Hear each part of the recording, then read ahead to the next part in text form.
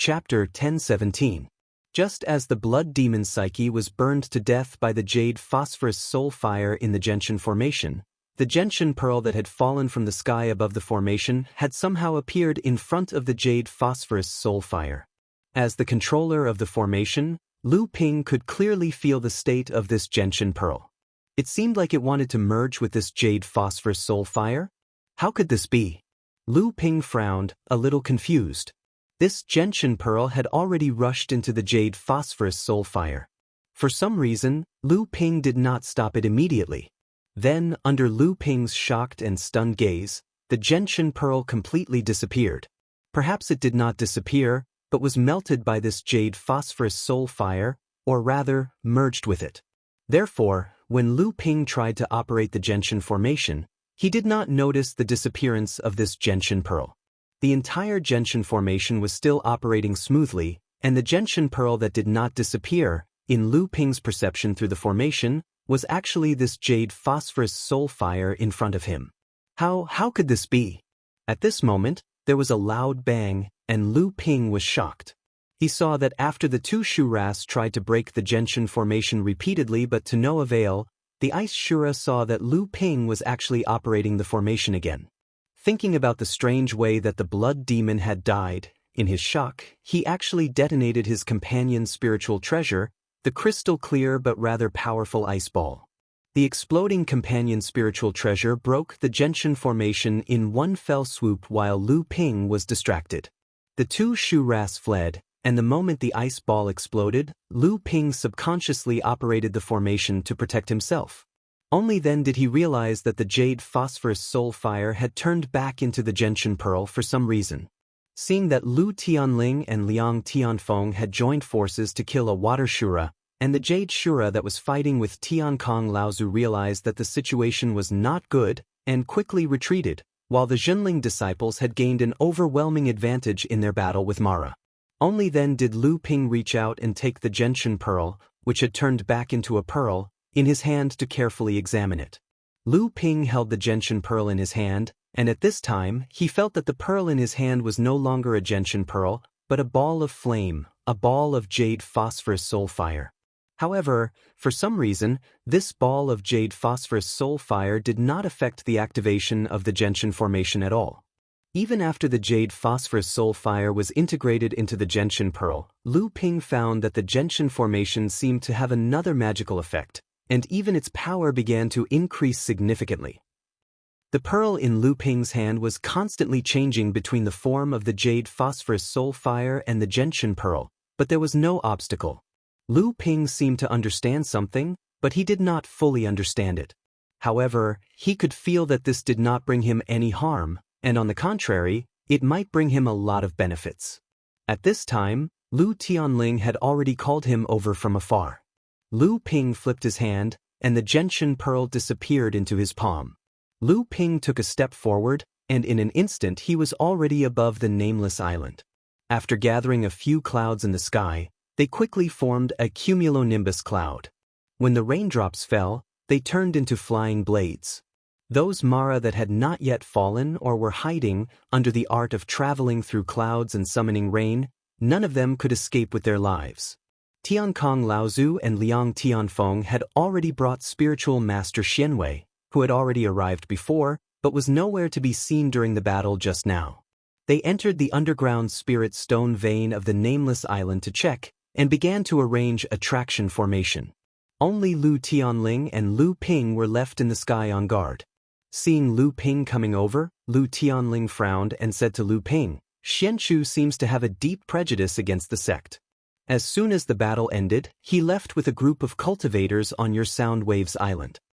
Lu Ping couldn't help but be startled when he saw a few rays of light on the sea in the distance. The expression on his face kept changing. Fortunately, Lu Tianling and Laozu's attention was not on him, so they didn't notice the fluctuations in Lu Ping's expression. Even if Yin Xianchu didn't want to meet the high-level cultivators of the sect, he still had to greet his friends like Yao Yong, Du Feng, and Xianling. Leaving in such a hurry was probably not only because of Yin Xianchu. Could it be that Qi Lianying decided to leave on her own? At this time, the cultivators of Zhenling also began to gradually leave. After Mara was expelled and killed, there was nothing left for them to do. In order to avoid being discovered, they began to secretly evacuate to Jingzha Island. With a rumble, the entire nameless island shook, and 3 rays of light flew out from the island. Lu Tunling asked Tiankong Laozu, "Martial uncle, are you ready?" Old ancestor Heavenly Peace pointed at spiritual master Xianwei who was behind him and said, "Ask this brat, Heavenly Wind and I are just grasping blindly inside, we are all listening to this brat's commands." Lu Ping thought about Taoist master Xuanwei's clueless method of setting up the formation and found it a bit funny. However, ever since Taoist master Xianwei obtained the inheritance of the Crystal Palace's mind-seeking master, his position in the sect had been rising steadily. Although his identity couldn't be exposed in the sect, everyone in Jinling, Laozu, took good care of him. Taoist master Xianwei said confidently, "Laozu, don't worry. Disciples' formation is different from others.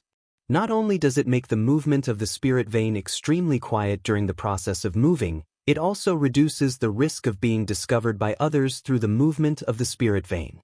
It also reduces the consumption of cultivators by a lot, and the process of moving will also speed up a lot." Lu Tianling nodded and said, "If that's the case, then let's not delay any further. Let's move it into the Dao Grotto Heaven now, in case anything unexpected happens." Lu Tianling took out a piece of jade that had been hollowed out. It looked like an ordinary piece of jade had a peerless precious treasure hidden within it. Then, the peerless precious treasure was taken out from the jade, and the ordinary jade was thrown away like a shoe. Lu Ping looked at the jade and couldn't help but be startled. He said, "Teacher brought the Jade Grotto Heaven out from Tianling Mountain?" This seemingly tattered jade stone was Zhenling sect's 2nd and 3rd Grotto Heaven mystic treasures. Back then, Lu Ping had found the 5-elemental cloud cloak, a spirit-nurturing mystic treasure passed down in the listening wave manner.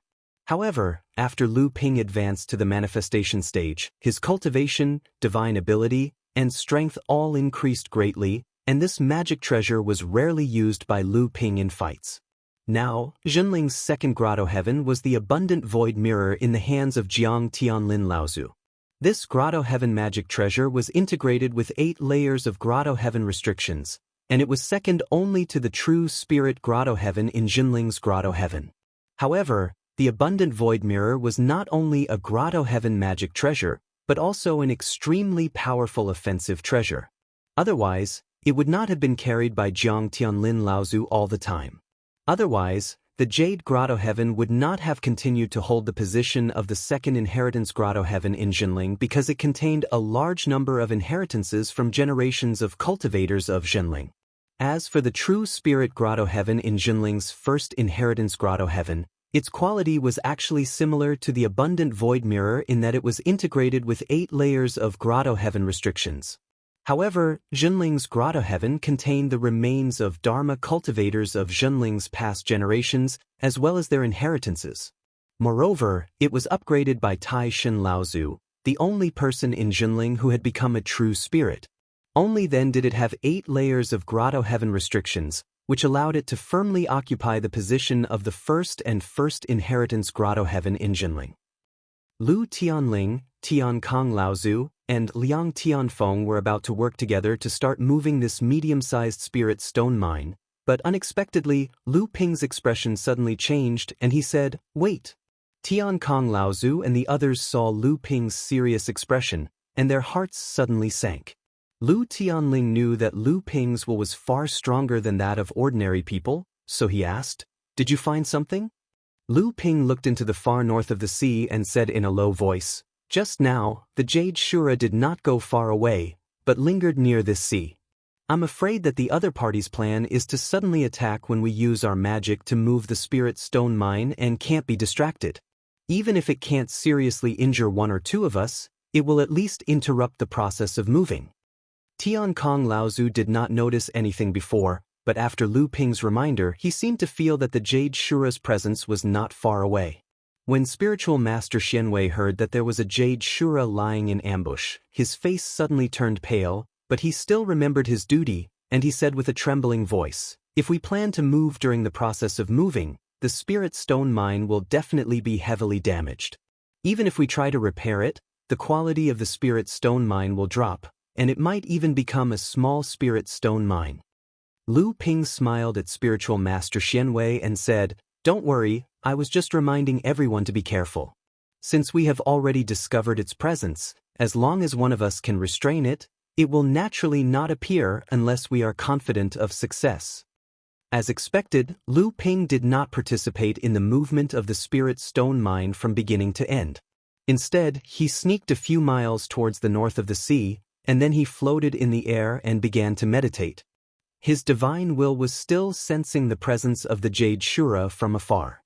The 3 Dharma adepts landed on the nameless island, and Lu Tianling opened the Jade Cave. The hole opened by the old jade stone suddenly expanded to a few feet high, and there was a rumbling sound coming from the bottom of the nameless island. Even the sea around the island began to shake, and waves kept rising, piling up one after another. Very soon, there was a huge wave that was a few feet high, and it was pushed far away from the sea. And Lu Ping's divine will was locked on the Jade Shura's faint presence from afar. Even though Lu Ping was only an early Dharma adept, Lu Ping had single-handedly fought against 3 Mara, killed a blood demon, and severely injured 2 blood Shuras, and had caused the distant Jade Shura to tremble with fear. After a while, perhaps seeing that Lu Ping's defense was tight, and that there was no chance for it to attack, the Jade Shura's presence finally disappeared. At this time, the movement of the spirit stone mine on the nameless island was also nearing its end. Chapter 1018. With the successful migration of the spirit stone vein, the mine tunnel under the nameless island suddenly collapsed, and nearly half of the nameless island was submerged by the sea. Lu Tianling didn't stay on Jingzhe Island for long. After learning about the situation in the East China Sea, she left. During this period, Lu Ping had several opportunities to mention Qi Lianing to her, but in the end, Lu Ping still didn't know where to start. In the end, he just watched Lu Tianling leave. After all, he only suspected it. If he told his teacher about it, and it turned out to be false, wouldn't that be a big joke? Lu Ping found a plausible reason for himself, and finally felt at ease. So he returned to Soundwave Island and began to restore the vitality he had lost in the battle. Because Lu Ping had to go with Tiankong Laozu to Fantasy City in 3 days, Lu Ping could only stay on Soundwave Island for 2 days. After giving a bit of the essence that Ling Long had absorbed from the companion spirit treasure of the Ice Azura to Lu Linger, Lu Ping began to restore the lost qi in his body while nurturing and repairing the thin water sword that had been damaged in the battle. But in addition to this, Lu Ping also put some of his energy on the 2 genshin beads in the core space. These 2 genshin beads had some unexpected elements for Lu Ping. One of them was naturally integrated with the Jade Soulfire, and after Lu Ping tried it, he found that the Jade Soulfire could change between the 2 forms of the genshin bead and the flame at any time. And the other genshin bead seemed to have a river in it. This river meandered, very much like the Yulon River that Lu Ping used to flow from Drifting Island to the sea. When Lu Ping returned to the Central Plains from the Western Wasteland, he drifted along the Yulon River. At the mouth of the sea, he had an epiphany and pushed the East River sword technique to a new level. At that time, Lu Ping did not casually replace this sword technique with the Danxia Purple Mist in the core space to condense a new spell talisman. Instead, he used a genshin bead as a medium to imprint this new sword technique talisman into it. Although the brand new East River sword technique was born out of the 12 orthodox techniques of the North Sea which Lu Ping had trained in, it had already broken away from the old East River sword technique and become a brand new divine ability. In fact, it could even be said that Lu Ping had created this sword technique on his own. However, Lu Ping, in consideration of the fact that the 100 rivers flow into the sea technique was a peerless divine ability, he had decided not to replace it with the new East River sword technique. Instead, he had left the old sword technique as the foundation of his divine ability, so as to prevent any accidents from occurring when he became a peerless divine ability. In fact, Lu Ping's considerations were completely correct.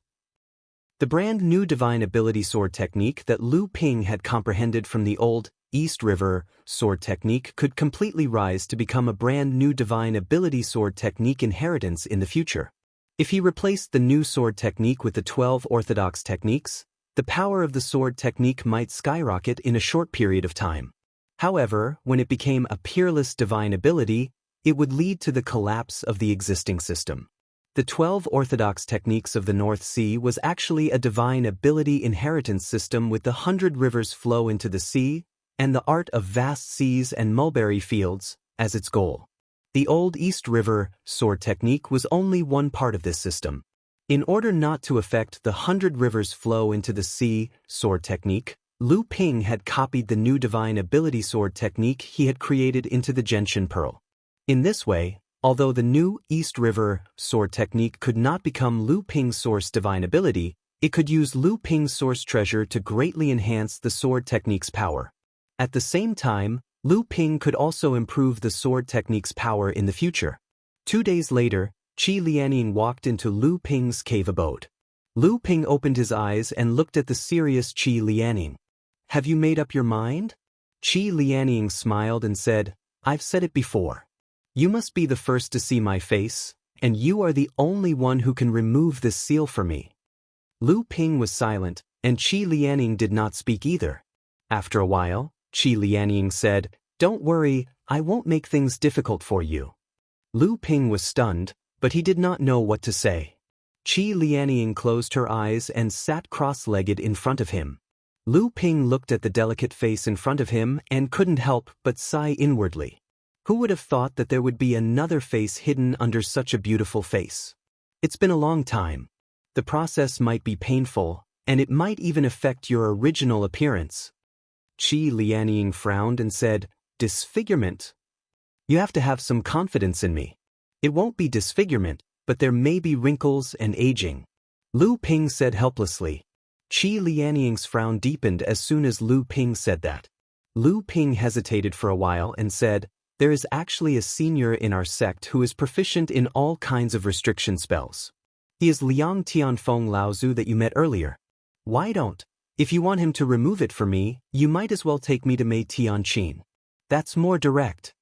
Qi Lianying interrupted Lu Ping's suggestion without hesitation. "If that's not the case, I would have begged your master to remove the restriction spell on my face. Wouldn't that be easier?" Lu Ping was shocked. When Qi Lianying suddenly left without saying goodbye after the battle, Lu Ping knew that she had sensed something. However, when he returned to Soundwave Island, he heard that Qi Lianying had been in seclusion, so he did not disturb her again. His temper was really like that. Lu Ping pulled himself together and asked after a moment of hesitation, "Did you sense something or remember something?" Qi Lianying smiled. "Indeed, it's a feeling that I haven't felt for a long time. It's so complicated that I don't want to face that person again. I'm afraid this is also what you guys have been guessing, right?" Lu Ping was speechless, but Qi Lianying heaved a long sigh and calmed herself down. She said decisively, "Let's do it. I've said it before, only you can see my face. You should have some understanding of my situation in the North Sea. You're making me feel guilty because you insist on doing this. Because of your cultivation partner, Taoist Master Mysterious Fox." Qi Lianying smiled with a hint of mockery. "I've said it before, I won't make things difficult for you. This is my personal wish. It's up to you whether you accept it or not." Lu Ping's mouth twitched unconsciously. He said helplessly, "I'll remove the restriction on you first." Although this restriction was only sealed by Mei Tianqin when she was in the core forging stage, it was not difficult for Lu Ping now. After all, when Lu Ping's cultivation reached the core forging late stage, he was already very confident. He had never had the chance to come to the East Sea before. Countless streams of light shrouded Qi Lianying's face, and they kept seeping into her face bit by bit, as if they were peeling away something. Lu Ping's method of touching the seals was based on the water seep sword skill, which gave off a feeling of being able to penetrate through every pore of the seal. In just 10 minutes, the streaks of light dissipated, and Qi Lianying's face reappeared in front of Lu Ping. It was unexpected, but also within expectations. The next day, Lu Ping bade farewell to Yin Xianchu, Ji Xianxian, and the others early in the morning. After that, he left some treasures for Wu Yan, Yi Buqi, and Hong Ying. At the same time, he instructed the three of them before going to the Awakening Island through the teleportation array. After sending Lu Ping off, Ji Xianxian looked at Lu Ping's cave abode and said, "Strange, why didn't Sister Ying come out? Could it be that senior brother Lu didn't remove the restriction on her face?" Yin Xianchu also looked in the direction of the cave abode. He shook his head but did not say anything. Ji Xianxian suddenly chuckled and said, "Do you think it's because Sister Ying is ugly after restoring her appearance? That's why senior brother Lu left so early today?" Yin Xianchu turned around and looked at Ji Xianxian speechlessly. He said, "Impossible." "Why is it impossible?" Ji Xuanxuan's spirit was shaken. His eyes flickered with excitement as he said, "Perhaps there's another possibility. Sister Ying stayed in senior brother Lu's cave abode for an entire night. Do you think it's because he? Yin Xianchu glanced at the distance behind Ji Xianxian. A look of doubt flashed across his face. He then said to Ji Xianxian coldly, "Good luck." With that, Yin Xianchu exploded into a cloud of white mist and disappeared. Ji Xianxian was stunned and said, "What do you mean?" Soon after, he felt a gaze that seemed to be solid piercing towards him from behind. A wave of killing intent suddenly burst forth from Ji Xuanxuan's back. Ji Xuanxuan's mind raced and he thought to himself, "Oh no." He rushed forward. At the same time, when he looked back, he saw Qi Lianying, whose appearance had not changed in the slightest, standing at the entrance of the cave abode. The killing intent on her body was not concealed in the slightest. A pair of daggers had already slashed towards her hands, and her entire body was already flying towards him. Ji Xianxian let out a strange cry. He leaped onto a bald-tailed wooden bird and fled towards the sky with all his might. However, he was puzzled in his heart. Why didn't senior brother Lu help her remove the restriction on her face and restore her appearance? In the north of the fallen mystic realm, two streaks of light streaked across the sky one after another. They were Tian Kong Laozu and Lu Ping, who were rushing towards the Phantom City. Just a day ago, Mara's army launched another attack. Currently, the 5 of the 7 lines of defense set up by the overseas sects in the fallen mystic realm had already been broken. They were only 1,000 miles away from the Phantom City. Most of the teleportation formations between the Phantom City and the outside world had already been cut off by the high-level Mara in Mara's army. Because of this, Tian Kong Laozu and Lu Ping had no choice but to take the risk and fly in the direction of the Phantom City. This time, our sect is not guarding the Phantom City, but a spirit-gathering island in the southwest sea of the Phantom Island. It is also the location of one of the large spirit stone veins. Chapter 10:19. The giant spirit stone vein and the 4 other giant spirit stone veins found in the fallen mystery land were distributed across 5 islands. The illusionary spirit island, where the giant spirit stone vein was located in the center, while the other 4 spirit stone veins were located on the surrounding 4 islands, surrounding the illusionary spirit island in the center. Shengling Island was a medium-sized island located in the southwest corner of Phantom Island. This island was guarded by 5 mid-Dharma adepts all year round. Not only Shengling Island, but the other large spirit stone vein to the northwest of Phantom Island was also occupied by human adepts. This was also the case on Yuanling Island. Furthermore, these 2 large spirit stone veins were jointly owned by 25 mid-sized sections. Hence, the Dharma adepts stationed at these 2 large spirit stone veins were rotated by these 25 mid-sized sections. Every batch of mid-Dharma adepts would be stationed at these 2 spirit stone veins for about 5 years, and these 5 years would coincide with the period when the sects would hand over their share of the spirit stones to each sect. Compared to Yuanling Island, the spirit stone veins on Shengling Island only produced slightly more spirit stones. However, the spirit stone veins on Shengling Island were only supplied to the top 10 sects out of the 25 sects, while the spirit stone veins on Yuanling Island were distributed to the bottom 15 sections. As such, in terms of individual shares, the spirit stones distributed to the top 10 sects were much more than the top 15 sects on Yuanling Island. Each sect's share would vary according to their ranking, and after every 5 ranks, there would be a large change in the sect's share. This meant that the 6th-ranked sect's share might only be slightly higher than the 7th-ranked sect's share, but the 5th-ranked sect's share would be much higher than the 6th-ranked sect's share. During the previous Phantom City Conference, Zhenling sect had managed to enter the top 5 of the overseas mid-sized sects in one fell swoop due to the efforts of the 3 mid-Dharma adepts, Tian Kong, Tian Lin, and Xiang Lu. To the 25 overseas sects, this was already considered a major change in power, and at the same time, it was also an intense conflict of interest.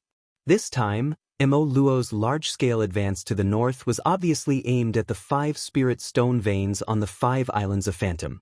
Hence, Phantom City had immediately gathered the Dharma adepts of various large and medium-sized sects from overseas to gather in Phantom City, in preparation to defend against Mo Luo's attack. Originally, these 5 islands were a perfect part of a large natural formation. However, after the war between humans and demons, the 2 large spirit stone veins on the east of Phantom Island were occupied by the demons. After that, the humans and demons came to a compromise. Although the giant spirit stone mine on the illusionary spirit island was still occupied by the 9 major overseas sects, such as the Crystal Palace, the formations on the 5 islands were still intact. At the same time, as the hub of the large-scale formations on the 5 islands, the illusionary spirit city had become the largest city in the overseas cultivation world where humans and demons mixed together. Although Phantom Island was the center of the formation on the 5 islands and would definitely be the first target for Mara's army to attack, the other 4 islands also needed Dharma adepts to guard. Tian Kong and Laozu's task was obviously to guard the Spirit Gathering Island, which was where the distribution of spirit stones was. The situation doesn't look good. The overseas practitioners set up 7 lines of defense in the fallen mystery land. Originally, it was to buy time for the 5 illusory islands to summon the cultivators from the various sections. Unexpectedly, Mara's army was like a hot knife through butter. In the blink of an eye, 5 of the 7 lines of defense were broken. Now, the 6th line is in imminent danger. It is said that no less than 10 Dharma adepts from the allied forces of the human and demon races have fallen. The number of core forging adepts who have died is even more uncountable. There is already news that there are no less than 3 Azuras among the Mara army. 3? Azuras? Lu Ping was taken aback as he looked at the talisman in Laozu's hand that was slowly evaporating after the message was read. Although these one-time use talismans required the use of spatial energy, they were, after all, only used to send messages. Even though Mara had interfered with the spatial energy around the 5 islands, he still could not completely stop the transmission of these spatial talismans. However, activating the teleportation formation could not be so risky. Tian Kong Laozu nodded and said with a serious expression, "Indeed, it seems that Mara's army is determined to win this time. However, you don't have to be so surprised. The Crystal Palace and the 9 sects are not to be trifled with. This time, the situation is so serious that at least 5 of the 9 sects will send their great adepts. The Crystal Palace may even send more than 1 great adept. The 3 major races, the Green Sea Snake, Fire Phoenix, and Kuan, will also send their great adepts. When the time comes, both sides will probably have no less than 12 great adepts. With the power of the formation, it may not be possible for Mara to break through the 5 islands of the illusionary spirits." As Lu Ping listened to such a large lineup, he could not help but be speechless. In the North Sea, a gathering of more than 10 Dharma adepts was already a big event that would shake the entire North Sea training world. Here, there were 12 Dharma adepts. As for the other adepts at the early Dharma stage, how many would there be? Lu Ping felt his mouth go dry as he said bitterly, "This is really a big scene. Even if the Dharma adepts have a long life, how many times can they experience such a big scene in their lifetime?" Tian Kong Laozu also let out a long sigh and said, "Indeed, in such a big battle, powers like yours and mine are already insignificant. The ones who really have the right to speak are the Crystal Palace, the 9 sects, and the 3 major demon tribes of the East Sea. We just need to be careful and not be used as cannon fodder." Lu Ping could hear the lament in Tian Kong Laozu's tone. There was a sense of helplessness towards his own level of practice and also helplessness towards Zhenling's low status. Tian Kong Laozu paused and said, "Fortunately, Xian Su, Xian Heng, Xian Peng, Xian Yong, Xian Feng, and Xianling have already entered Phantom City 3 days ago. However, Mara's army has yet to break through the 5th line of defense, and the teleportation array with Phantom City has yet to be cut off. Lu Ping hesitated for a moment, but still asked, "Grand Uncle, the power on Jingling Island is almost gone. What if Mara finds out?" Tian Kong Laozu smiled and said, "Don't worry, your uncle Tianfeng will always be on Jingling Island." At the same time, a batch of core forging disciples from the North Sea should have arrived by now. Hearing this, Lu Ping was slightly relieved. Tian Kong Laozu said in a low voice, "But this time, you and I will fly directly to Phantom City. Although we have already bypassed the direction of Mara's advance, we still hope that we will not be discovered by Mara." As soon as Tian Kong Laozu's voice fell, Lu Ping was suddenly startled, and then said with a bitter smile, "Grand Uncle, it seems that our luck is not too good." Tian Kong Laozu was startled, and then immediately discovered something. His face suddenly sank, but then he couldn't help but raise his eyes and said, "No, it seems that there are people fighting with Mara in front. We have already bypassed the route of Mara's advance. Maybe they just ran into Mara's patrol team. Maybe they are also cultivators rushing to the Phantom 5 Islands like us. When the time comes, we might have to rescue them. They may not have found us yet, so let's sneak over and take a look first." The two held their breath and moved stealthily for a few miles. Lu Ping's brows gradually furrowed. At this time, Tian Kong Laozu also discovered that something was wrong and asked doubtfully, "Monster cultivator?" A strange look flashed in Lu Ping's eyes, and he nodded and said, "It is indeed a monster cultivator, and it is a green sea snake." Tian Kong Laozu let out a low sigh and said, "What a strong ability. With the cultivation of the early Dharma stage, he is fighting a Jade Shura alone. Even the old man is no better than this." Chu Hyaming did not know why he was so unlucky. He had already taken a long detour, but in the end he had still coincidentally encountered a group of patrolling Mara on the surface of the sea. But before Chu Hyaming could kill the group of Mara, a troublesome thing came out of the group. If it had been a normal Shura, he would have been afraid. Even if it had been a blood Shura, and even if there were 2 of them, Chu Hyaming was confident that with his own strength, he would be able to fight the enemy that was chasing him. But it was a Jade Shura that was chasing him. The 2 of them fought a few times, and Chu Hyaming was defeated every time. But this Jade Shura had targeted him and left the patrolling group behind to chase him. Chu Hyaming used 99% of his skills, but he still could not get rid of the Jade Shura.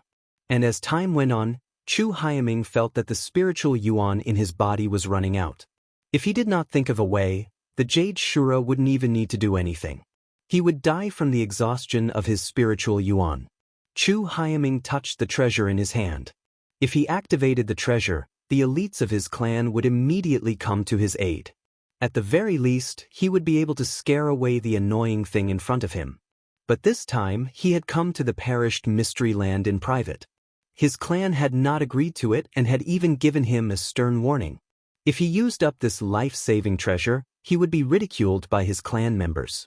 Especially that bastard Chu Hai. He was the most detestable one. Chu Hyaming gritted his teeth. He seemed to have a deep grudge against Chu Haitian. Damn Chu Haitian. If he hadn't provoked me, I would not have come to the fallen mystery land. Damn Jade Shura. Why does she have to target me? Chu Hyaming knew that if he did not do something soon, he would not even have enough spiritual yuan to activate the treasure. But compared to his own life, he could not afford to lose face. The Jade Shura seemed to have sensed that Chu Haijin was at the end of his tether. She was wielding a companion spirit treasure even more fiercely. Even though the water Shura was on the surface of the sea and could refine a large amount of water essence to replenish itself, the past few days of tracking Chu Haijin had taken a toll on it. Chu Hyaming tried his best to dodge the Jade Shura's attacks. The spirit cultivation treasure in his hand was full of cracks, and the huge impact had made Chu Hyaming bleed. He could not wait any longer. Chu Hyaming's hand glowed with a golden light. He was about to pour his spiritual yuan into the treasure. At this moment, there was a long scream from the sea. A pair of flying swords flew across the sea like 2 dragons, leaving 2 deep trenches. The water on both sides quickly swallowed them up. When the Jade Shura saw the two flying swords coming at her, she screamed and swung her companion's spirit treasure. There were two loud noises, and the two flying swords were sent flying back. The Jade Shura didn't seem to be in a good position either, as she was sent flying dozens of feet away from the surface of the sea. Chapter 10:20. A beam of light shot out from the surface of the sea, and Lu Ping stepped out of it. He looked at Chu Hyaming, then focused all his attention on the Jade Shura a few hundred feet away. The thin water-flowing sword was like a pair of fish swimming around Lu Ping's body. The unparalleled sword was always pointed at the Jade Shura in the distance. Although he was only at the early Dharma stage, Lu Ping's unparalleled power exploded from his body. Chu Hyaming, who was next to him, was secretly shocked. How could the person in front of him be the same as Chu Haitian? He stood in front of others with an aura that was blinding. However, Chu Hyaming could feel the surging demonic aura on Lu Ping, as well as the faintly discernible aura on his body. He secretly breathed a sigh of relief, and he put away the secret treasure in his hand. It seemed that this time it was more frightening than dangerous. His luck wasn't too bad after all. Lu Ping's aura made the Jade Shura in front of him afraid, especially after the attack of the thin water-flowing sword. It made the Jade Shura want to retreat. Just the demonic practitioner from before had already caused it so much trouble, and the one in front of it was obviously more difficult to deal with than the one before. Moreover, Shura had a keen intuition for danger. Although its divine sense only detected Lu Ping and the beast cultivator's aura, it always felt as if there were other dangers lurking nearby. If it was surrounded by the three of them, even it might not be able to break out of the encirclement. The Jade Shura made a prompt decision.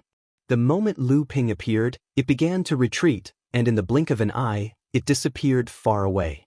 The Jade Shura retreated so quickly that Lu Ping was a little stunned. Chu Hyaming, who was next to him, saw Lu Ping's expression and couldn't help but twitch his mouth. He said, "Hey brother, there's no need to be so surprised. That guy made me waste 3 days and I'm at the end of my rope. I'm afraid it's not feeling good, is it?" Lu Ping immediately understood the cultivator in front of him and laughed involuntarily. "So that's how it is. I was impolite and underestimated fellow Taoist strength." Chu Hyaming hurriedly waved his hand and said, "Don't mind me. You can be considered as my savior. If you hadn't come, then even if the Azura was almost exhausted, I would still have died at its hands." Lu Ping smiled and said, "That might not be the case. Fellow Taoist was born in the green sea snakes, so you must be someone with a high status in the tribe. I don't think that fellow Taoist doesn't have any means to protect himself. You saw through me." Chu Hyaming scratched his head and chuckled in embarrassment. Then he sternly said, "However, since it's a life-saving method, it's naturally extremely precious. Fellow Taoist's arrival has allowed me to preserve my life-saving method. No matter what, I still have to thank fellow Taoist. Moreover, if I were to return in such a dejected manner, wouldn't I be mocked to death?" Lu Ping said in surprise, "Fellow Taoist, this is..." Chu Hyaming waved his hand and said, "It's nothing. I'm just taking a gamble." Lu Ping secretly cursed, "Taking a gamble? Taking a gamble with your life?" It seemed that this green sea snake was very much like a playboy. However, his cultivation was really powerful. He was almost no weaker than Wu Shihuan and the others. Seeing that Lu Ping didn't say anything, Chu Hyaming thought that there was still a long way to go before they reached the Phantom City. If he encountered any danger along the way, he might not even have enough time to use his life-saving method. The cultivation of the person in front of him was not weak. It would be a good idea if he could be a companion to this person. As for whether the person in front of him was dangerous or not, Chu Hyaming didn't care, because he had already easily found the aura of the green sea snake on Lu Ping's body. Moreover, there was more than one aura. Every aura on him was very friendly and even intimate. Coupled with this person's demonic chi, it was obvious that he was a demonic cultivator who had a deep relationship with the green sea snake. However, this person had obviously used a secret technique, so Chu Hyaming couldn't see through him. Chu Hyaming opened his mouth and asked, "I'm Chu Hyaming. May I know how to address you, fellow Taoist? Where do you plan to go?" Lu Ping saw a trace of expectation in Chu Haiming's eyes, so he said with a smile, I'm Lu Jiao, a rogue cultivator. This time, I heard that Mara is going to besiege the Phantom City. I want to go to the Phantom City to help. Chu Haiming's eyes lit up. He said, I'm also going to the Phantom City. Brother Lu, can you come with me? Lu Ping laughed and said, That's my wish, but I wouldn't dare to ask you. Not long after the two of them left the sea, another ray of light landed in the place where the two of them were. Tian Kong Laozu looked at the direction in which the two of them left and shook his head helplessly. He turned around and diverted the two of them, heading towards the Phantom City on another path. Chu Haiming and Lu Ping's ray of light merged into one. Then he took out a top-grade spirit stone and began to restore the depleted qi in his body. He asked, Brother Lu, you seem to have a deep relationship with the green sea snakes? With Lu Ping's current means, he naturally had several ways to conceal the aura of the green sea snakes on his body. However, he deliberately did not conceal it this time.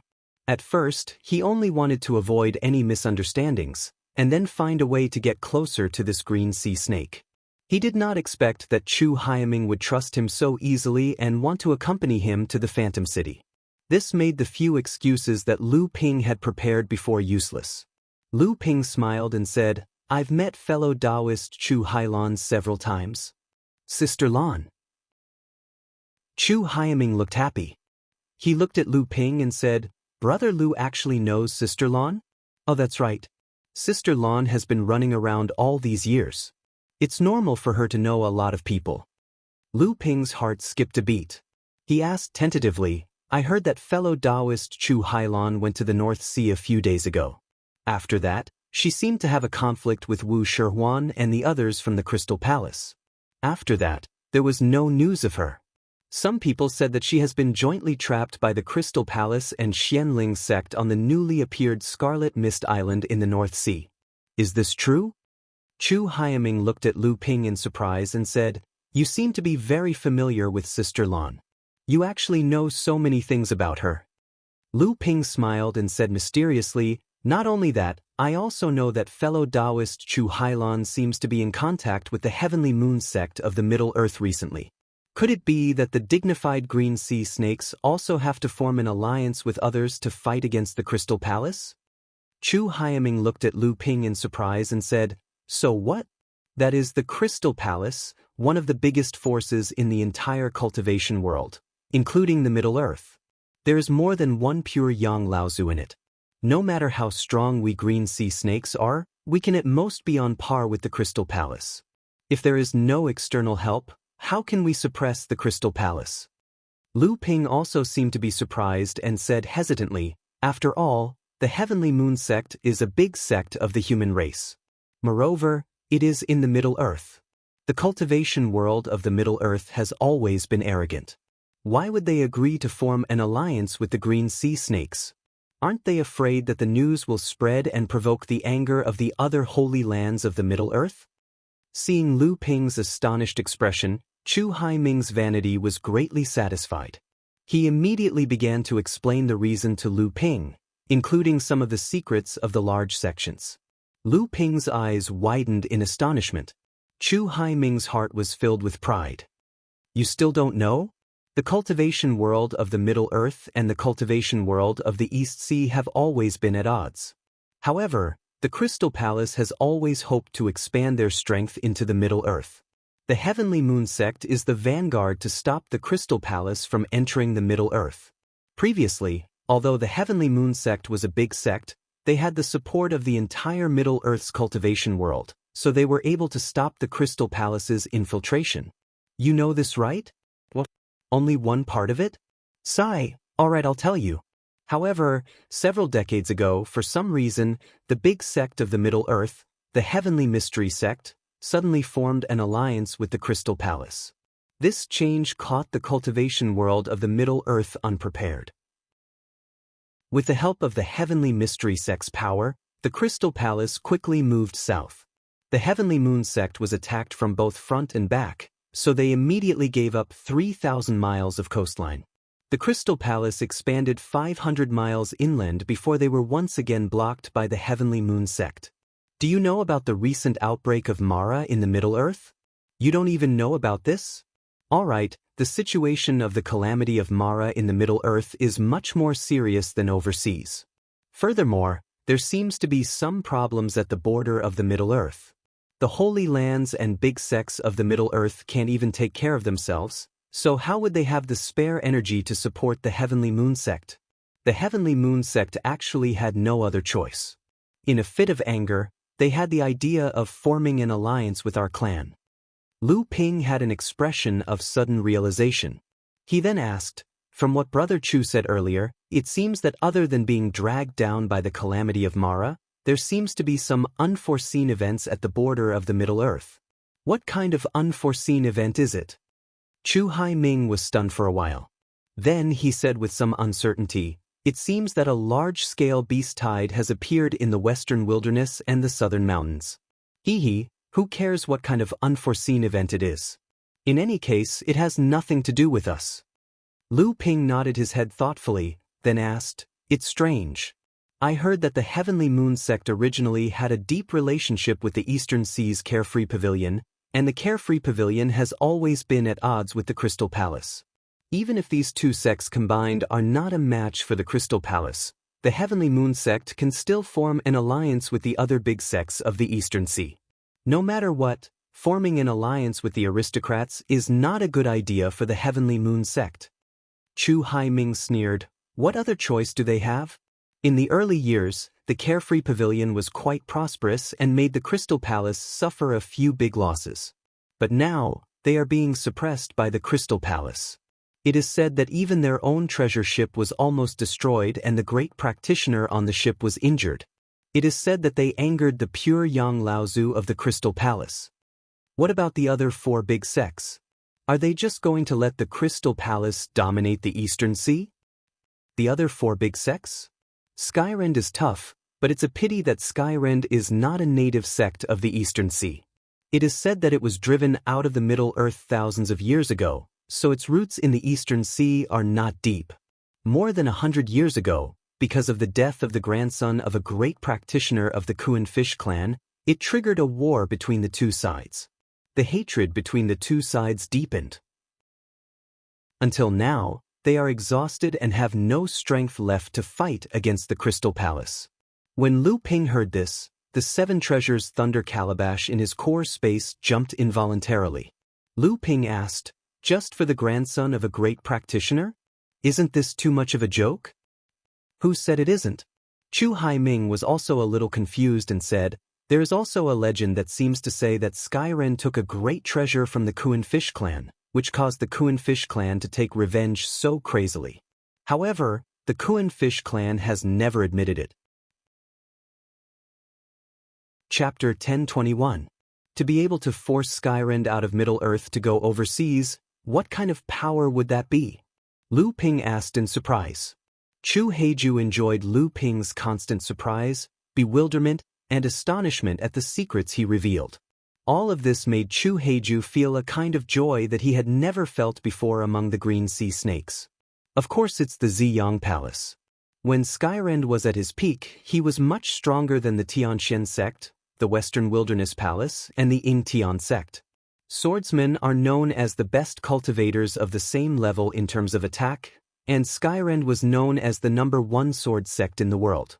This is a direct slap in the face to the Ziyang Palace. Don't you think that Skyrend is seeking death? Although Lu Ping did not believe that the Ziyang Palace would drive Skyrend overseas just because of the title of #1 sword sect in the world, he thought about the current situation of the Tianxian sect. When Skyrend was at his peak, he was probably even more powerful than the Taishan sect. In addition, he had publicly displayed the title of #1 sword sect in the world, and was so arrogant and domineering.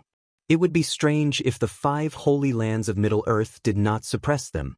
Lu Ping and Chu Heiju traveled together. Lu Ping deliberately tried to find out more information from Chu Heiju, and Chu Heiju was happy to show off his knowledge in front of Lu Ping. At the same time, he was able to make Lu Ping smile with a few subtle compliments. He was obviously a childish and inexperienced person who had not seen much of the world. He had a strong sense of superiority and was highly valued by his elders. However, although Chu Heiju looked simple, he was very strong. Otherwise, he would not have been able to fight with a Jade Shura for so long with his peak Dharma level cultivation. And although he did not have enough understanding of the dangers of the world, he knew a lot about the secrets of the world of cultivators. The two of them chatted and laughed along the way. Chu Haiming's vanity was greatly satisfied, and Lu Ping also learned many secrets of the Eastern Sea's cultivation world that were unknown to others.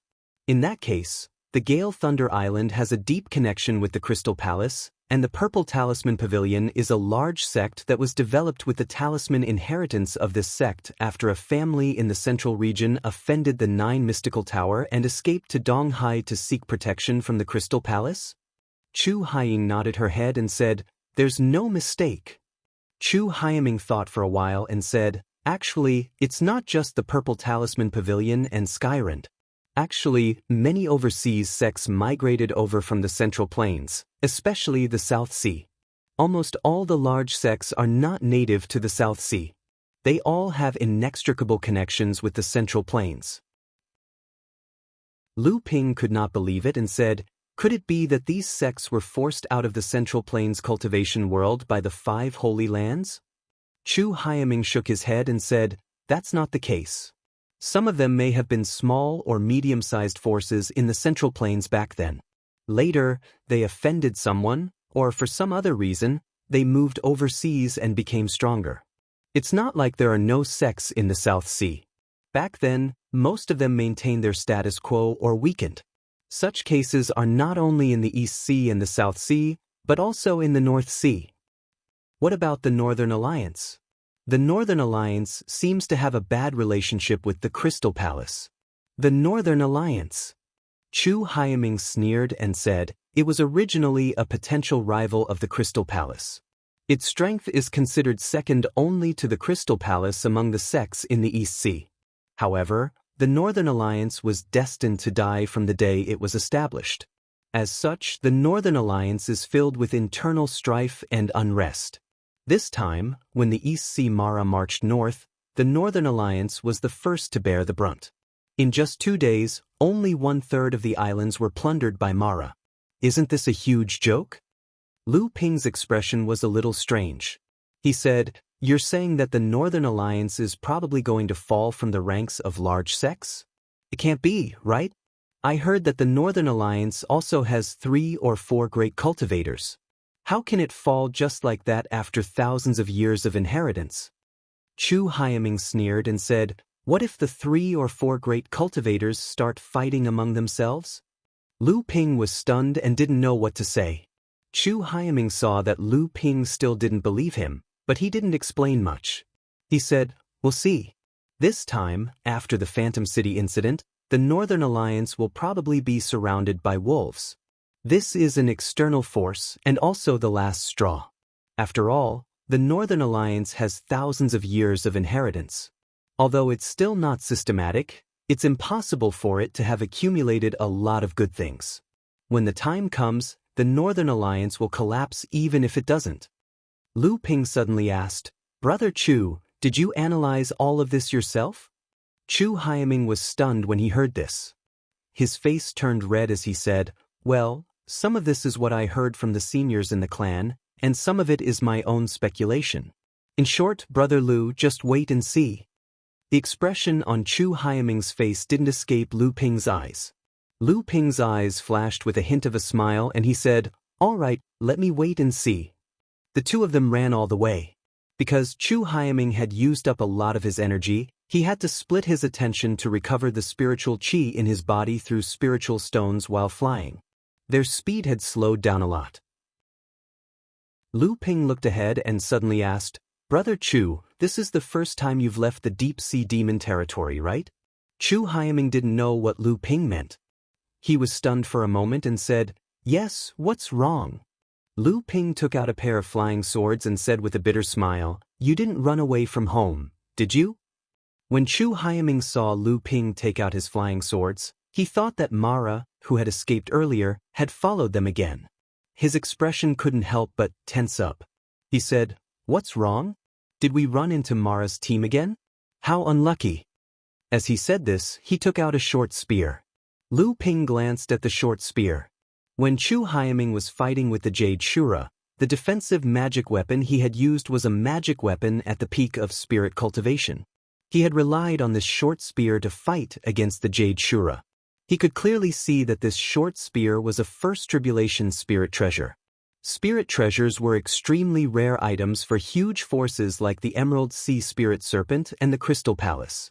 Unless one was an extremely important person, they were not qualified to wield a spirit treasure. This also showed that Chu Haidong's position in the Emerald Sea Spirit Serpent clan was probably extremely high. The higher-ups of the Emerald Sea Spirit Serpent clan had actually bestowed him a spirit treasure to protect himself. Lu Ping's aura had already exploded. The turbulent spiritual qi of heaven and earth surged in all directions.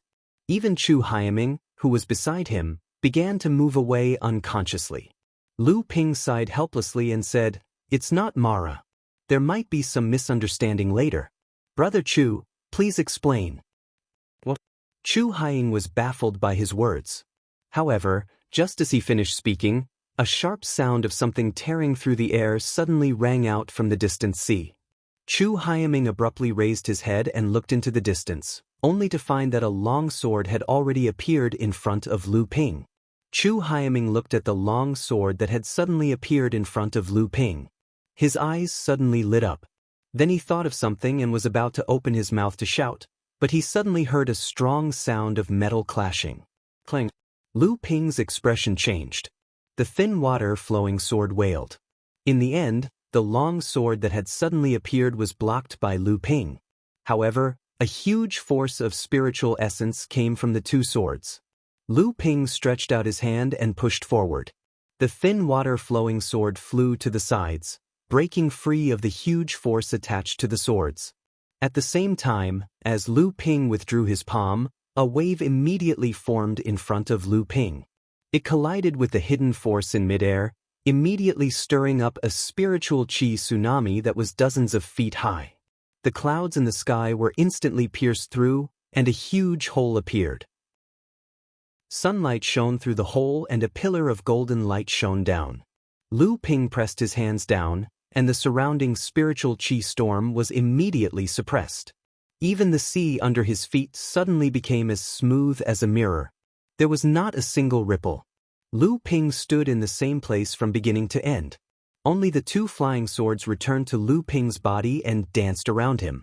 The soft sound of the swords seemed to be complaining of infinite grievances. Chu Hyaming, who had been shocked by the previous attack, suddenly thought of something. He hurriedly flew in front of Lu Ping and waved his long arms in the direction of the previous sharp sound. He shouted, "Blue Sky Sword, it's Blue Sky Sword. Big Brother Tsunami, is that you? Brother Lu is my good friend. Don't misunderstand." Lu Ping narrowed his eyes. Tsunami? Could it be Chu Haitian, the one known as the strongest disciple of the third generation of the Green Sea Snakes, Chu Haitian? A tall cultivator in his 20s, dressed in green clothes, walked over the sea. His cold and solemn face carried a dense killing intent. However, when he looked at Lu Ping, there was a hint of surprise in his eyes. Lu Ping knew very well what that look meant. It was the joy of meeting a worthy opponent. "Big Brother Tsunami, why are you here? I was going to Phantom City to look for you." When Chu Hyaming saw the person in front of him, there was a hint of surprise in his eyes. Then, there was a hint of embarrassment. However, he still hurriedly went forward to greet him. A smile suddenly appeared on his cold and solemn face. The chill immediately dissipated. Chu Haitian glanced at Lu Ping and said to the approaching Chu Hyaming, "You're quite bold. Not only did you secretly escape from the deep-sea demon region, but you also stole Uncle's blue scale spear. Just wait to be punished by the Laozu when you return to the tribe." Chu Hyaming's face turned bitter. Then he chuckled and said, "I'm just bored in the tribe. I heard that Big Brother is going to fight Mara in Phantom City, so I rushed over to help Big Brother and contribute to the tribe. However, when the time comes, I'll have to ask Big Brother Xiao to put in a good word for me. The tribe's elders are most obedient to Big Brother." Chu Haitian's face turned cold. He said, "I don't have that kind of face. Do you know how much chaos you've caused in the tribe by going out on your own? If you encounter danger or someone with ulterior motives, you won't even know that you've been tricked by someone who doesn't understand how sinister people can be. As Chu Haitian spoke, his eyes were fixed on Lu Ping. Clearly, the person with evil intentions was Lu Ping. Chu Haiming didn't realize it himself. He said, "Don't look down on me. This time, I fought a Jade Shura." Chu Haiming told Chu Haitian what had happened after he left the Green Sea Snake tribe. In the end, he said, "If Big Brother Lu hadn't come this time, I'm afraid I would have been at a disadvantage. How could Big Brother Xiao fight Big Brother Lu as soon as he arrived?" There was a hint of dissatisfaction in his voice. It seemed that he didn't approve of what Chu Haitian had done.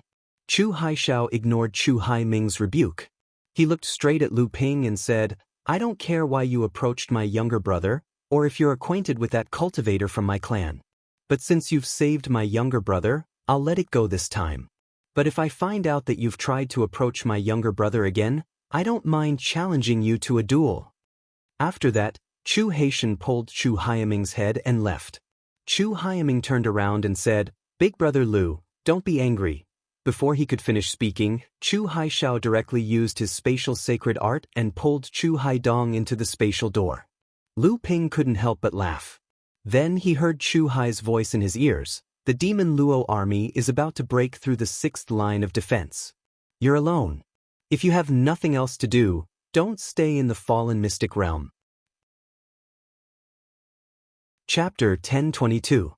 Chu Haitian's news shocked Lu Ping greatly. How long had it been? How could the 6th line of defense be broken? Lu Ping was deeply worried.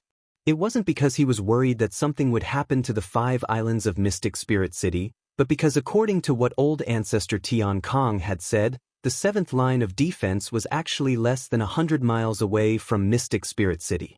Once the 6th line of defense was breached, Mo Luo's army would be at the city gates. The 5 islands of Mystic Spirit City would basically be surrounded by Mo Luo. If that was the case, Lu Ping was now faced with 2 choices. One was to return to Jingzha Island immediately. But if he did that, Zhenling Sec's share of spirit stones in Phantasmal Spirit City would be lost. The other was to head to Phantasmal Spirit City and meet up with ancestor Tian Kong. But if he did that, once the 6th line of defense was breached by the time Lu Ping arrived at Phantasmal Spirit City, he would have no choice but to defend Phantasmal Spirit City. He didn't believe he could break out of the Demon Luo army's siege alone. A layer of water rippled on Lu Ping's face. The water rippled gradually and gradually spread to Lu Ping's whole body. Then, a layer of water sprinkled from Lu Ping's body. Lu Ping had already returned to his original appearance. At the same time, Lu Ping stretched out his wrist and took off a bracelet on his wrist. The surging demonic qi on Lu Ping's body suddenly changed into pure spirit qi waves. Then, it gradually converged, making Lu Ping look like an ordinary person. The bracelet was naturally the demon transformation bracelet. With this bracelet, a human cultivator could disguise as a demon cultivator and would be extremely difficult to recognize. Similarly, when it was worn by a demon cultivator, it would also be extremely difficult for a human to recognize it. Previously, on a whim, Lu Ping decided to rescue Chu Hairan alone and let Tian Kong Laozu rush to Phantom City first. However, just in case, Lu Ping still did not reveal his true identity. Lu Ping's original intention was to get close to the Emerald Sea Spirit Snake clan. But who knew he would meet someone like Chu Hai, who clearly had a high status in the Emerald Sea Spirit Snake clan but wasn't a scheming person. Naturally, Lu Ping was more than happy to learn more secrets about the East Sea's forces from him. Unfortunately, he met Chu Haitian midway and took Chu Hairan away, which messed up Lu Ping's original plan. However, at least he had left a backup plan among the Green Sea Snakes. Although Chu Hailan might be of help to him when he entered the Green Sea Snakes in the future, this woman was too shrewd. If Lu Ping wanted to use her, he might not be able to do so without paying some price. A cloud of water mist gathered under Lu Ping's feet and gradually condensed into a white cloud. The white cloud moved with the wind and carried Lu Ping quickly in the direction of Phantom City. The thin water-flowing sword had been damaged twice in a row. Although it was not too serious, as Lu Ping's most commonly used magic weapon, It still made Lu Ping's heart ache. He had already placed it in the core space and began to nourish it. Originally, it was not a bad idea for Lu Ping to use Lu Qin as a mount. However, since he knew that the battle in Phantom City would also involve the human and demon clans joining forces, Lu Ping gave up on the idea of using Lu Qin as a mount. Who knew if he would encounter another Fire Phoenix clan demonic cultivator on the way? Lu Dague could, but his speed was a little slow. It would be fine under normal circumstances, but not now. With no other choice, Lu Ping could only use the cloud treading technique to hurry along. The cloud treading technique was an extension of the wave treading technique. It was also an application of Lu Ping's natural great technique. Although his speed was not as fast as Lu Qin's, it was still very fast for long-distance travel. Although the 12 orthodox techniques of the North Sea were 12 types of great magic arts, in essence, each great magic art itself was a huge inheritance system, from which several or even dozens of magic arts could be extended. This cloud treading technique was an extension of the wave treading technique. In the end, Lu Ping decided to head towards Phantom City. Quick! The group of Mara is catching up. Damn it, how is that possible? Why would the Blood Shura attack us? The Blood Shura is nothing. Even the Jade Shura has attacked. A Dharma adept from the Jade Sea sect could not even escape. I saw with my own eyes that Lao Zu's heart was dug out by a Jade Shura and then swallowed whole. What? The Jade Shura is also, let's run. It's not just the Blood Shura and the Jade Shura. Even the Azuras have attacked. The entire fallen secret land is in chaos. This time, the human and demon clans have suffered a great loss at the 6th line of defense. They are doomed. As long as we escape to the 1st line of defense, the 7th line of defense? Now even the Jade Shura and the Azuras have begun to attack us core forging adepts. They think the 7th line of defense can still hold. We'd better go straight to the Phantom City. Maybe there is a glimmer of hope. Not necessarily. If the great adepts of the Phantom City also attack, they may be able to stabilize the 7th line of defense. That depends on whether the big bosses are willing to help. They will.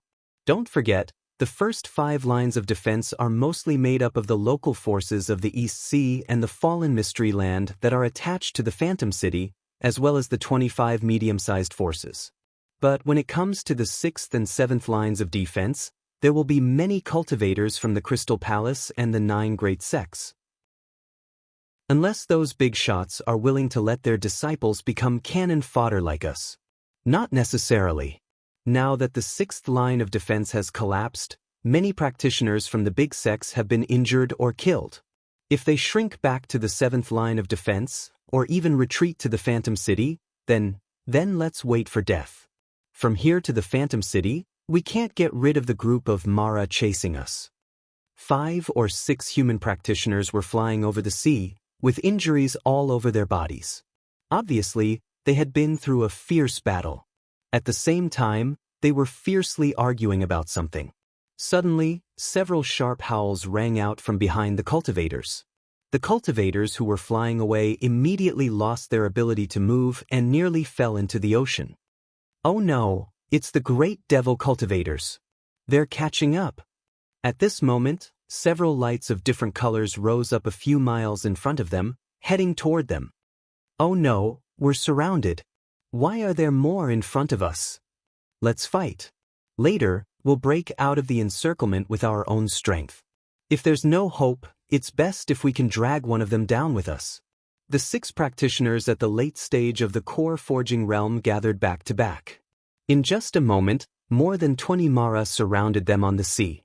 The leader of the Great Shura had rich origin chi all over his body.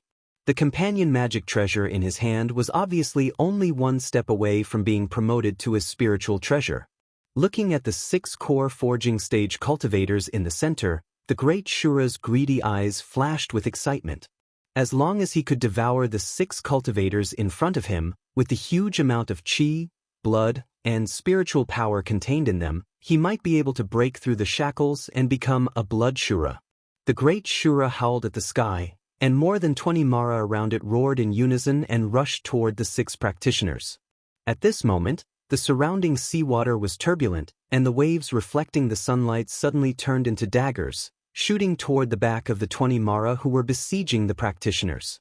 Seeing that the 20 Mara were about to be drowned by the water swords, the whole space suddenly shook. These water swords suddenly turned into water splashes in midair and fell into the sea, like a rapid rain. However, just as the raindrops were about to fall back into the sea, the surrounding space trembled again. The raindrops that filled the sky did not fall back into the sea but shot out abruptly. The dozen or so demons surrounding the south were caught off guard, and 7 or 8 of them had their heads, hearts, and other vital parts pierced by the raindrops. The remaining half were rolling and wailing on the surface of the sea. The sudden turn of events caused the battle between the two sides to come to a temporary halt. The great Azura in the lead cast a bewildered look around. Knowing that reinforcements had arrived, the 6 human cultivators who were besieged earlier hastily flew out from the encirclement. An angry roar suddenly rang out. It was the blood demon. The few human cultivators who had broken out of the encirclement were all pale, but they saw countless auspicious clouds suddenly rising in front of them. Although the blood demon's soul-devouring divine art had shaken these people to the point that their heads felt like it was going to split open, not a single one of them died. The auspicious clouds gradually dispersed, and a young cultivator was standing in front of them. More than 1,000 feet in front of this young cultivator, a rolling black fog had also appeared in front of the remaining Mara. For some reason, the two sides just stood there, and no one attacked.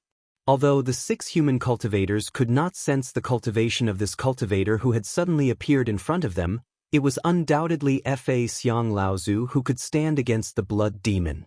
Among the 6 human cultivators, the one with the highest cultivation was a peak core forging cultivator. With a thought, he hurriedly said, "Let's retreat first." With that, he flew back first. The other 5 cultivators also seemed to wake up at this moment, and they hurriedly followed. However, they heard the friars say to the young cultivator, "Senior, the 6th line of defense has collapsed. The Mara's army is large-scale encirclement and suppression of the human and demon cultivators who have fled. We can't stay here for long." As soon as he finished speaking, the young cultivator suddenly stretched out his hand and flicked his finger. Dozens of water snakes suddenly sprang up from the seawater under the blood demon's feet and entered the rolling poisonous fog. The poisonous fog immediately began to churn, and the poisonous fog that was originally 3 meters wide began to shrink rapidly. It seemed that the dozens of water snakes could wear down the poisonous fog around the blood demon. At this moment, a shrill cry suddenly came from within the poisonous fog. The dozens of water snakes suddenly burst out of the poisonous fog, but their bodies were covered in a layer of black fog, and they counterattacked in the direction of the young cultivator. The cultivator stretched out his hand and pointed forward, and the dozens of black water snakes that rushed towards him suddenly exploded in midair. The thick black fog dispersed and then dissipated in midair. However, there were also several black snakes that bypassed the cultivator in front of him and shot towards the 6 cultivators behind him. The human cultivators were all shocked, and in a fluster, they did not know how to block this strange attack. Suddenly, they heard a crisp cry above their heads. A golden-winged peng was hovering above them, and at this moment, it swooped down and easily tore the black water snakes into pieces with its sharp claws. Chapter 1023. While Lu Ping was fighting with the blood demon, the great Azura leader among the group of Azura behind the blood demon glanced at the 6 human cultivators a few hundred feet behind Lu Ping, then at Lu Ping, who was entangled by the blood demon. His eyes darted around for a moment, then he led a dozen of his subordinates and split into 2 groups to flank the 6 human cultivators. The human cultivators quickly discovered Mo Luo's intentions.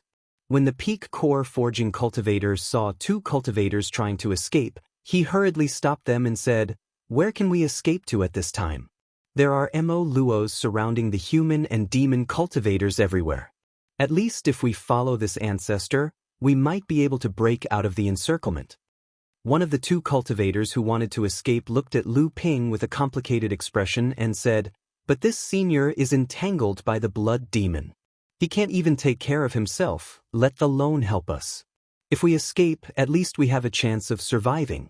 If we don't escape, we won't be able to get through this. The Mara group has already surrounded us.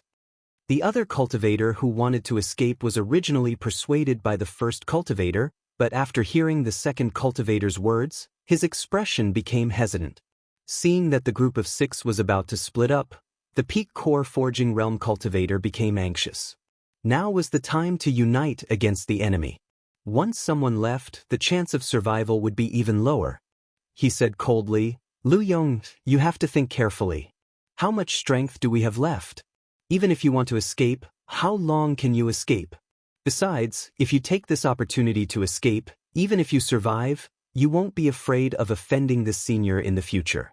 He saved us before." The Peak Core Forging cultivator called Lu Yong Chang paused for a moment. His expression became gloomy as if he had thought of a bad situation.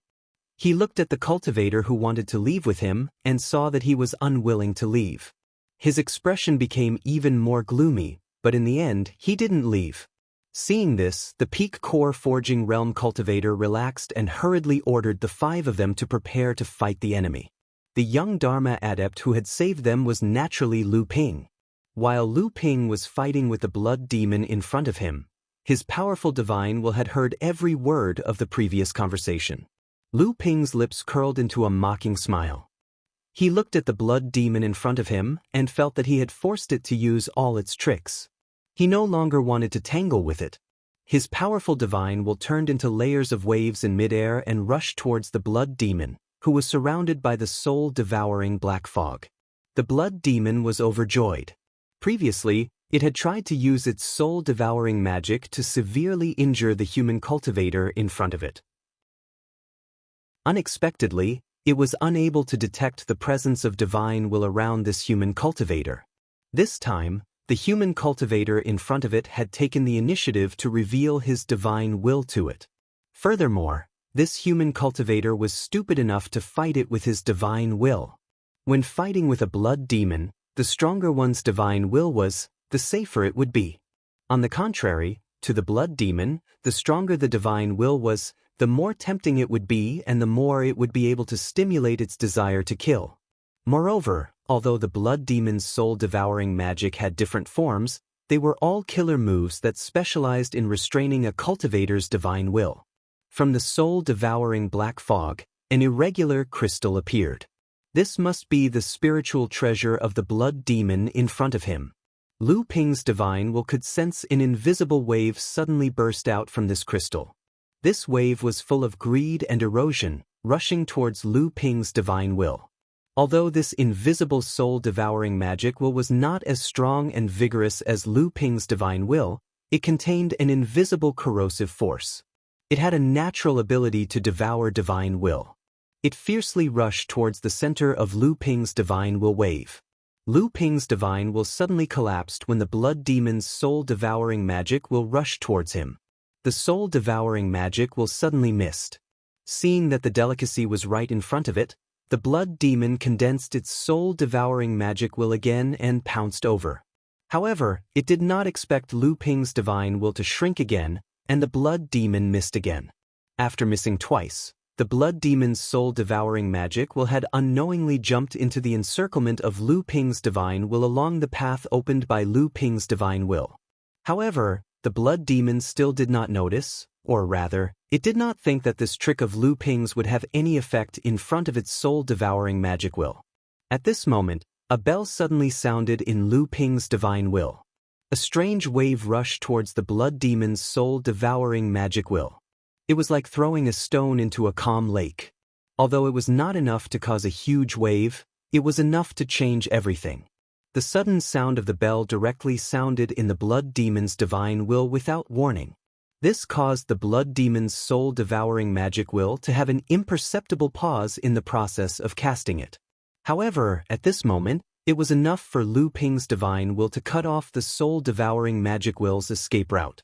A flame suddenly ignited in Lu Ping's divine will. The flame spread rapidly, and in the blink of an eye, it completely surrounded the soul-devouring magic will. At this moment, the blood demon finally realized that something was wrong. This flame that directly affected the soul-devouring magic will could actually threaten it. The crystal stone once again floated up from the soul-devouring black fog, and waves of invisible waves rushed towards Lu Ping again. It seemed to want to rescue the soul-devouring magic will that was trapped by Lu Ping's green phosphorus soul fire. Unexpectedly, a small banner suddenly appeared in Lu Ping's hand. The small banner gently waved in Lu Ping's hand, and a group of auspicious clouds formed outside Lu Ping's divine will. The invisible waves that the blood demon couldn't resist immediately destroyed half of the auspicious clouds. However, the auspicious clouds seemed to be endless. The more they were destroyed, the more they formed. The blood demon's divine will was no longer able to pose a threat to Lu Ping's divine will. A bead that emitted a multicolored light floated up and down in Lu Ping's divine will. The multicolored light suddenly converged, and a layer of green light emerged from the bead. A flame flickered more and more violently in the gentian bead. The green phosphorus soul fire attached to Lu Ping's divine will suddenly expanded, and from all directions, it pressed towards the soul-devouring magic will that was trapped inside. A mournful howl suddenly came from the soul-devouring black fog. Whether it was the cultivators behind Lu Ping or the dozens of Mara that were outflanking them, all of them were shocked. Then, they felt as if a sharp knife had suddenly pierced into their brains and twisted them ruthlessly. The blood demon suddenly pounced towards Lu Ping. The black fog surrounding its body suddenly expanded, and like a layer of black sky, it covered Lu Ping. Lu Ping was unmoved. The green phosphorus soul fire in his divine will rose again. The soul-devouring magic will was like a lit candle, and it quickly began to melt. Then, the green phosphorus soul fire suddenly appeared, and the soul-devouring magic will also began to burn, and the burning became more and more vigorous. Under the worried gazes of the cultivators, the soul-devouring black fog around blood demon was about to envelop Lu Ping. But suddenly, like snow under a bright light, the soul-devouring black fog melted away even faster than it rose. The mournful howl still came out from the black fog, but it no longer had the soul-tearing feeling from before. Instead, there was a panic and helplessness, as if the end of the world was approaching. Bang!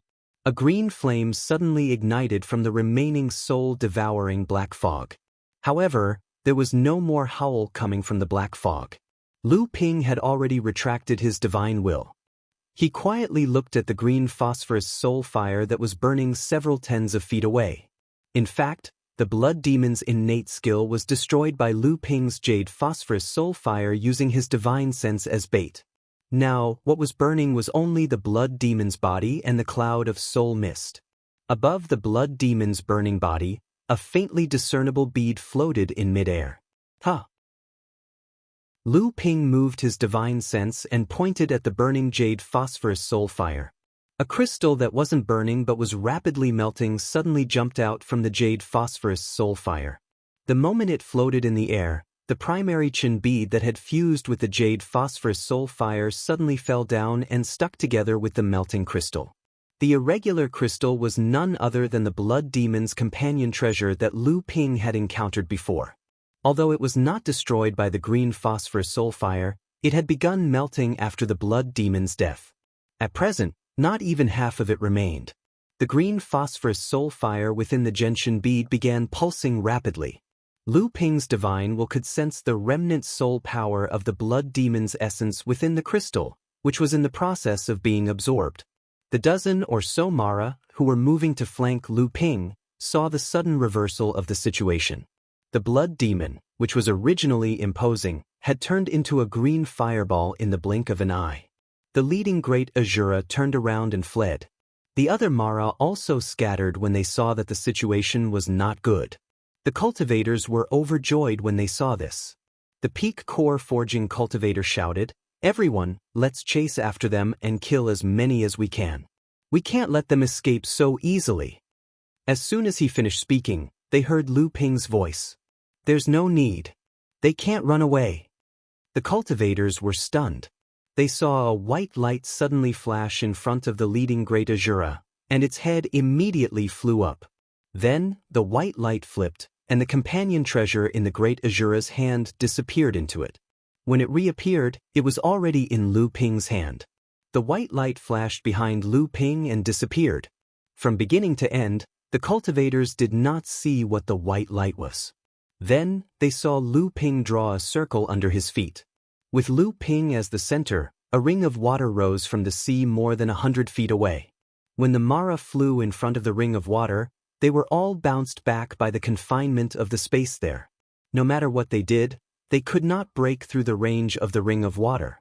Lu Ping smiled and gently swept his right hand as if he was playing a zither.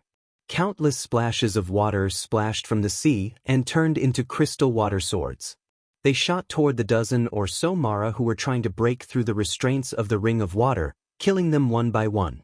Only then did Lu Ping turn around to look at the cultivators behind him. He smiled and was about to speak when he heard one of them suddenly exclaim, "Water Sword Immortal, he's the North Sea Water Sword Immortal." Chapter 1024. Water Sword Immortal. He's the Northern Sea Water Sword Immortal, Lu Tianping. Lu Ping was slightly startled. He saw that the person who cried out in surprise was the cultivator with the highest cultivation level among the people he rescued earlier. When the others heard that the person in front of them was actually the famous Northern Sea Water Sword Immortal, they also revealed astonished expressions. Obviously, they weren't unfamiliar with Lu Ping's name. Only Lu Yongchang's expression remained calm, as if he already knew who the person in front of him was. Among the crowd of excited cultivators, he was somewhat conspicuous. Lu Ping inadvertently glanced at Lu Yongchang and smiled at the peak core forging cultivator. "May I ask how I should address fellow Taoist? I'm Northern Sea Water Sword Immortal, Lu Tianping. Since fellow Taoist knows me, are you also a Northern Sea cultivator?" The cultivator cast a strange glance at Lu Yongchang and hastily saluted. "I don't dare to be addressed as such by Tianping Laozu. Junior isn't a Northern Sea cultivator. I'm Nie Sheng, a disciple of the Eastern Sea Zixia sect." Tianping Laozu's name has shaken the overseas cultivation world. He's a first-class existence among the third-generation cultivators. Junior was fortunate enough to see a portrait of Senior's appearance that was circulated in the Eastern Sea, so I recognize you. Lu Ping also recognized the Eastern Sea's Zixia sect. It was a medium-sized cultivation sect in the Eastern Sea. Like Zhenling, it was one of the 25 medium-sized cultivation sects in the Spirit Stone vein on the 5 islands of Phantom Spirit. However, the strength of this Zixia sect was slightly inferior to Zhenling. Among the 25 medium-sized cultivation sects, it could still be considered a rather powerful cultivation sect. Lu Ping chuckled and said, "So it turns out to be Brother Nye from Zixia sect. Presumably, Brother Nye is also a third-generation disciple of your noble sect. You and I are of the same generation. Calling me senior instead makes me feel uncomfortable all over." Nie Sheng didn't expect Lu Ping to be so easy to talk to, so he couldn't help but relax a lot. He also smiled and said, "In that case, I'll also call you Brother Lu." Seeing Nie Sheng like this, several people also stepped forward to salute Lu Ping. These people were actually third-generation cultivators from the 25 cultivation sections. Among them, 2 were from the Eastern Sea, and 2 were from the Southern Sea. In the end, only Lu Yongchang, who suggested taking this opportunity to escape, was left. Everyone looked at him. Nie Sheng's lips moved as if he wanted to say something, but in the end, the crowd's silence increased the pressure on Lu Yongchang. He had no choice but to bite the bullet and step forward to salute Lu Ping. "I am Lu Yongchang from the Songhai sect." Everyone's silence greatly increased the pressure on Lu Yongchang. He had no choice but to brace himself and step forward to salute Lu Ping. He said, "I'm Lu Yongchang from Azure Sea sect. Greetings, Brother Lu." Lu Yongchang's expression turned awkward. Little did he know that Lu Ping had already seen through his plan to escape during his battle with the blood demon. Lu Yongchang's expression turned awkward. Originally, Lu Ping held Lu Yongchang in contempt, but after hearing that he was a cultivator from Azure Sea sect, he somewhat understood. This guy didn't completely want to escape. Most likely, he wanted to avoid Lu Ping. Currently, everyone in the Northern Sea cultivation world knew about the situation between Azure Sea sect and Zhenling. Jiang Tianlin had chased after Zhang Shi for several years, and Zhang Shi had fled to the Eastern Sea in defeat. However, not long after, there were rumors that Lu Tianping had received Jiang Tianlin's decree and arrived in the Eastern Sea. Most likely, he was here for Zhang Shi. Whether this rumor was true or not, Lu Yongchang was unwilling to face Lu Ping. Moreover, he had been saved by Lu Ping from Mara, so he was at a loss in front of Lu Ping. Just as Lu Yongchang was panicking, Lu Ping suddenly asked, "When will Senior Zhang Shi arrive at Phantom City?"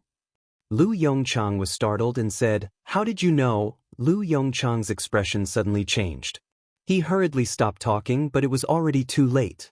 He only heard Lu Ping say with a smile, "Senior Zhang's speed is indeed faster than mine. I just don't know if there are any more Azure Sea sect disciples like Brother Lu who have fallen into the sixth line of defense. Otherwise, I'm afraid your sect won't be able to afford to lose them. Senior Zhang might even take the risk to come out and save them." Lu Yongchang's expression was filled with hatred.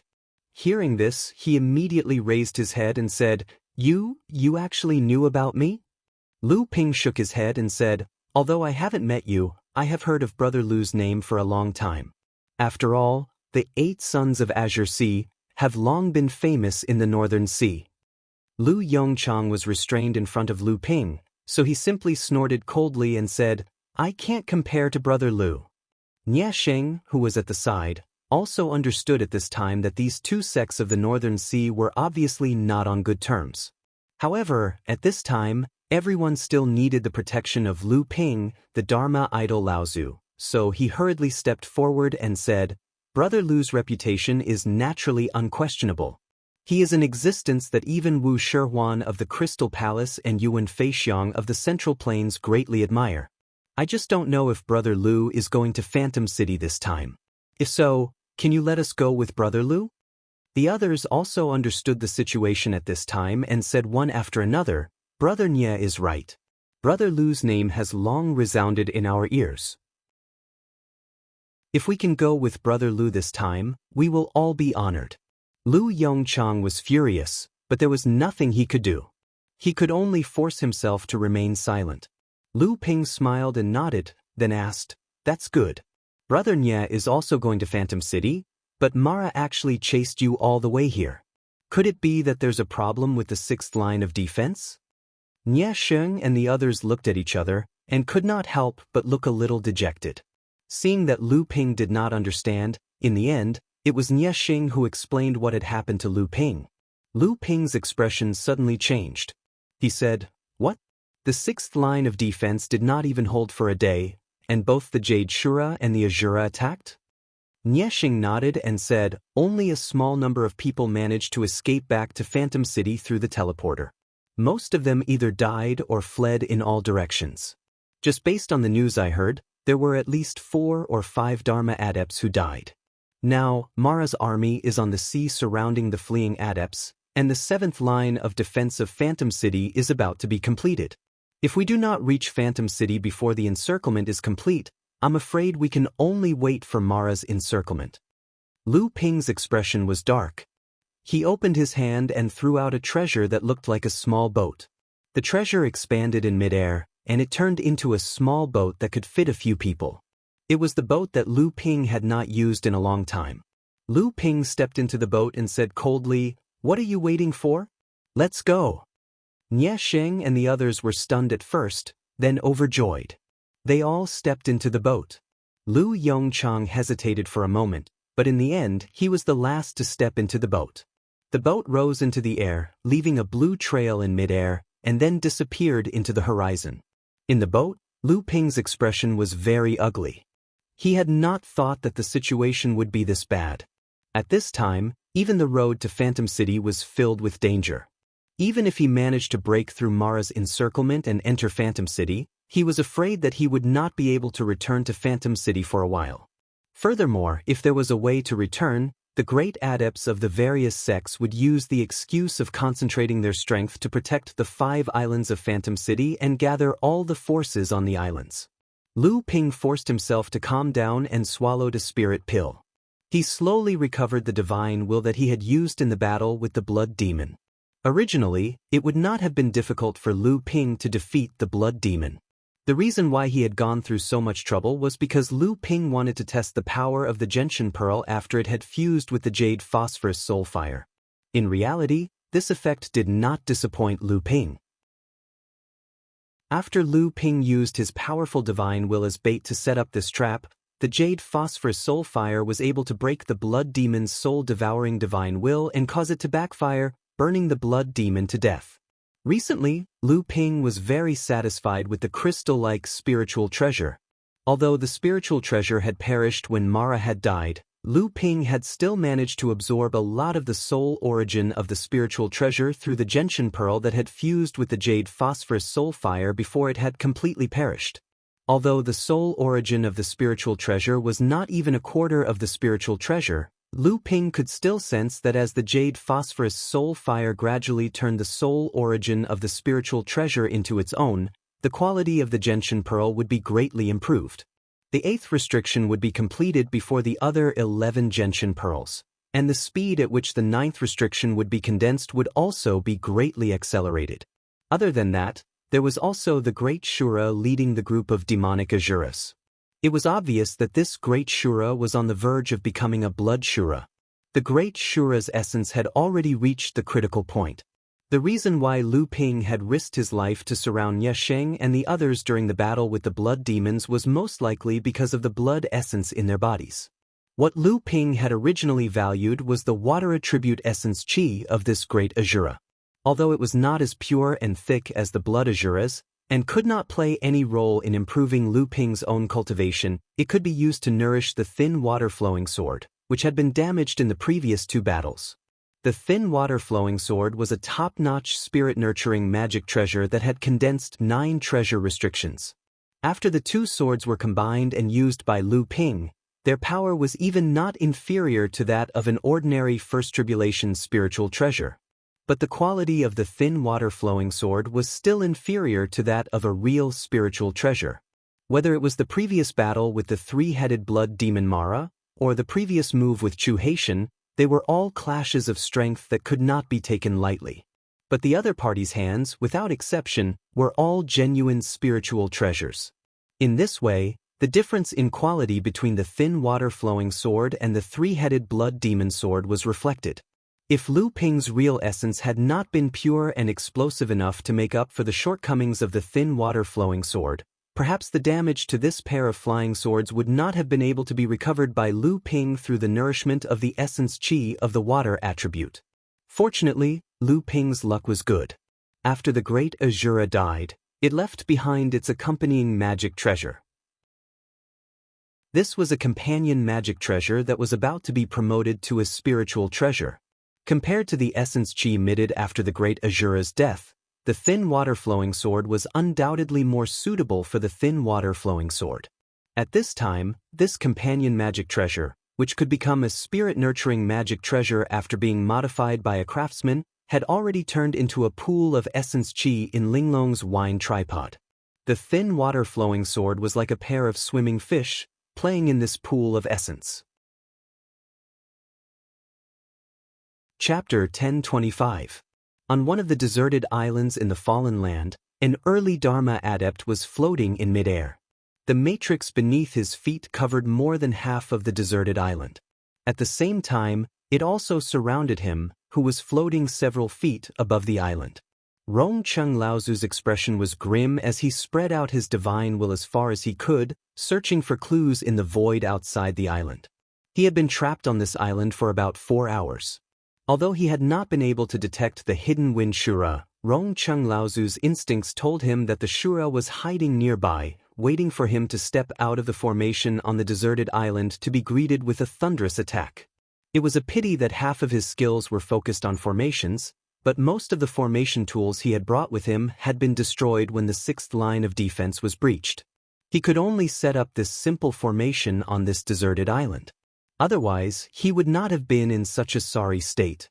Rong Chung Laozu reached out to touch the torn shirt on his left arm. There had originally been a half-foot-long wound there, and although he had used a hemostasis technique to seal the wound, a bright red mark could still be seen clearly. There was more than one such mark on his body. On his right shoulder, there was also a red mark left behind by the shrinking of the wound. These two wounds and the torn shirt made Rong Cheng Laozu's originally dignified image look a little more pathetic from afar. Rong Cheng Laozu knew that the longer he dragged this on, the more disadvantageous it would be for him.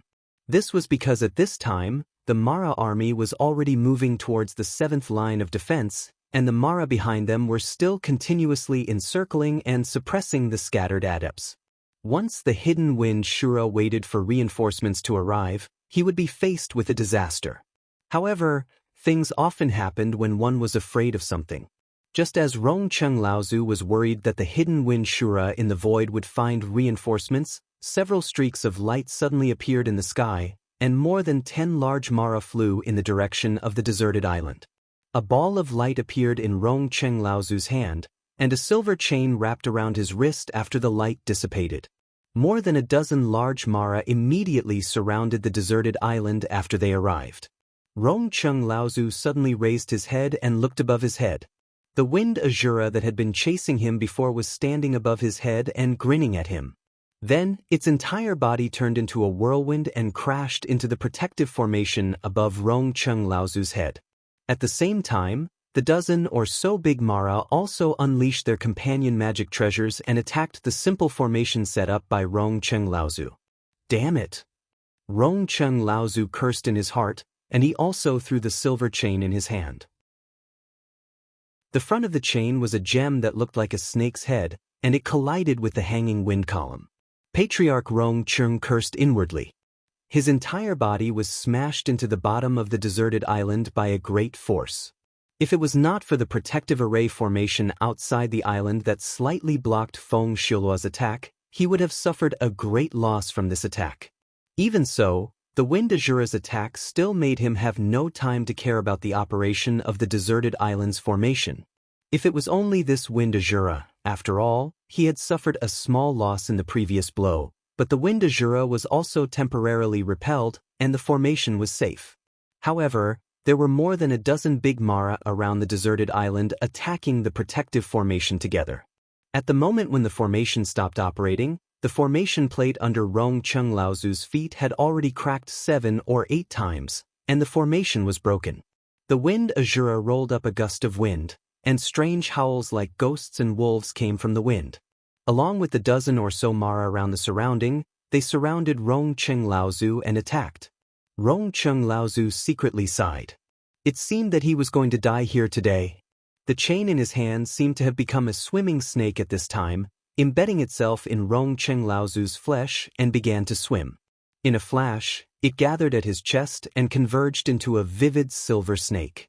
Rong Cheng Laozu suddenly opened his eyes, and a blood-red color appeared at the bottom of his eyes. Since there was no way to escape, he might as well die together. Rong Cheng Laozu simply did not dodge the attacks from all directions, and waited for the besieging Shuras to be the closest to him. Seeing that Rong Cheng Laozu was about to be hit by these attacks, and the aura around Rong Cheng Laozu was also rising more and more, there was even a chi-chi sound coming from his chest. Suddenly, there was a dense burst of explosions behind him. The surrounding Mara exclaimed one after another, and all the companion magic treasures that were attacking Rong Cheng Laozu were all withdrawn, as if they had encountered a great danger, and they could no longer care about Rong Cheng Laozu. Someone was helping. Rong Cheng Laozu was surprised and delighted. The aura around him suddenly fell back, and the chi-chi sound from his chest also disappeared. When he looked up, he saw a huge strange dragon made of spiritual chi roaring and rushing toward the wind Shura who had turned into a gust of wind in the sky.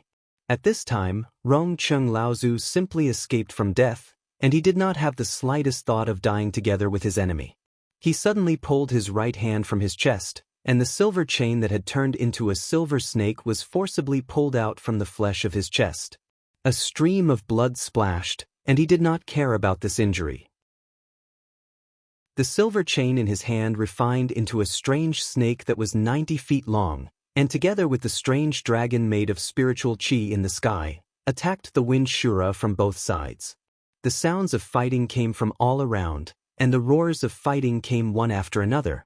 There was more than one person helping. The dozen or so Mara in the surroundings were already being held back by someone, and they seemed to have the upper hand.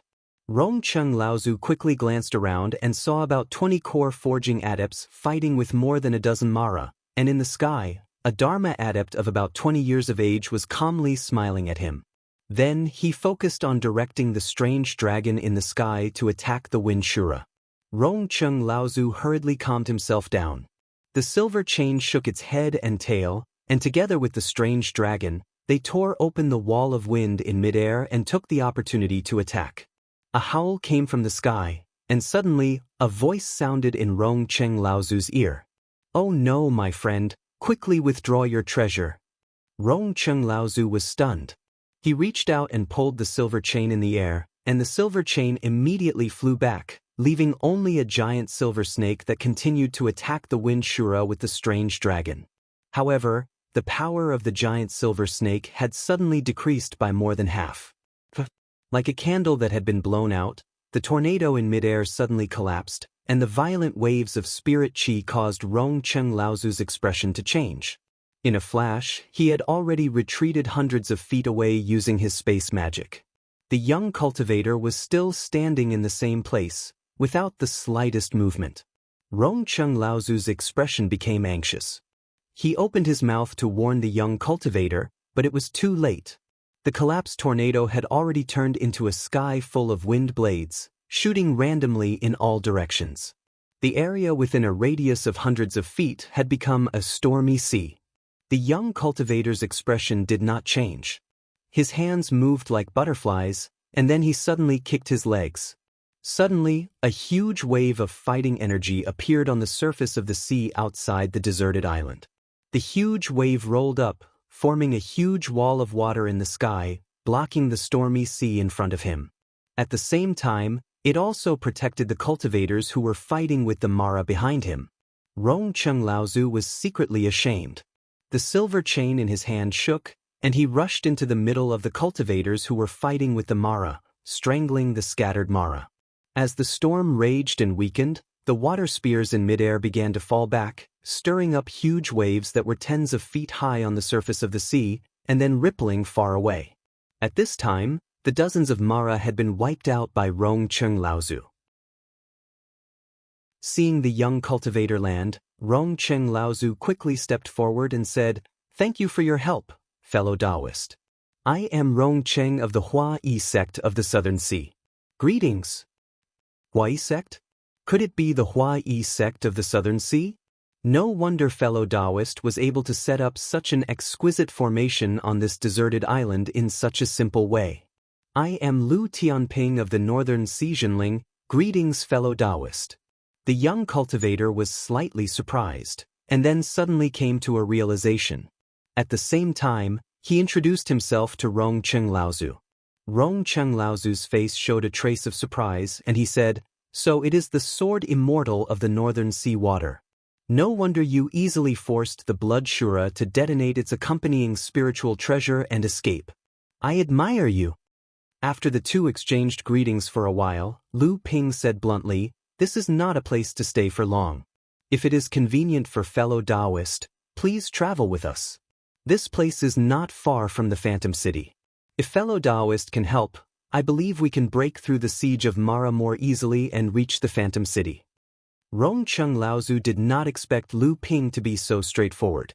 When he saw the more than 20 cultivators behind Lu Ping all looking at him expectantly, he could not help but smile bitterly and said, "Fellow Taoist is too modest.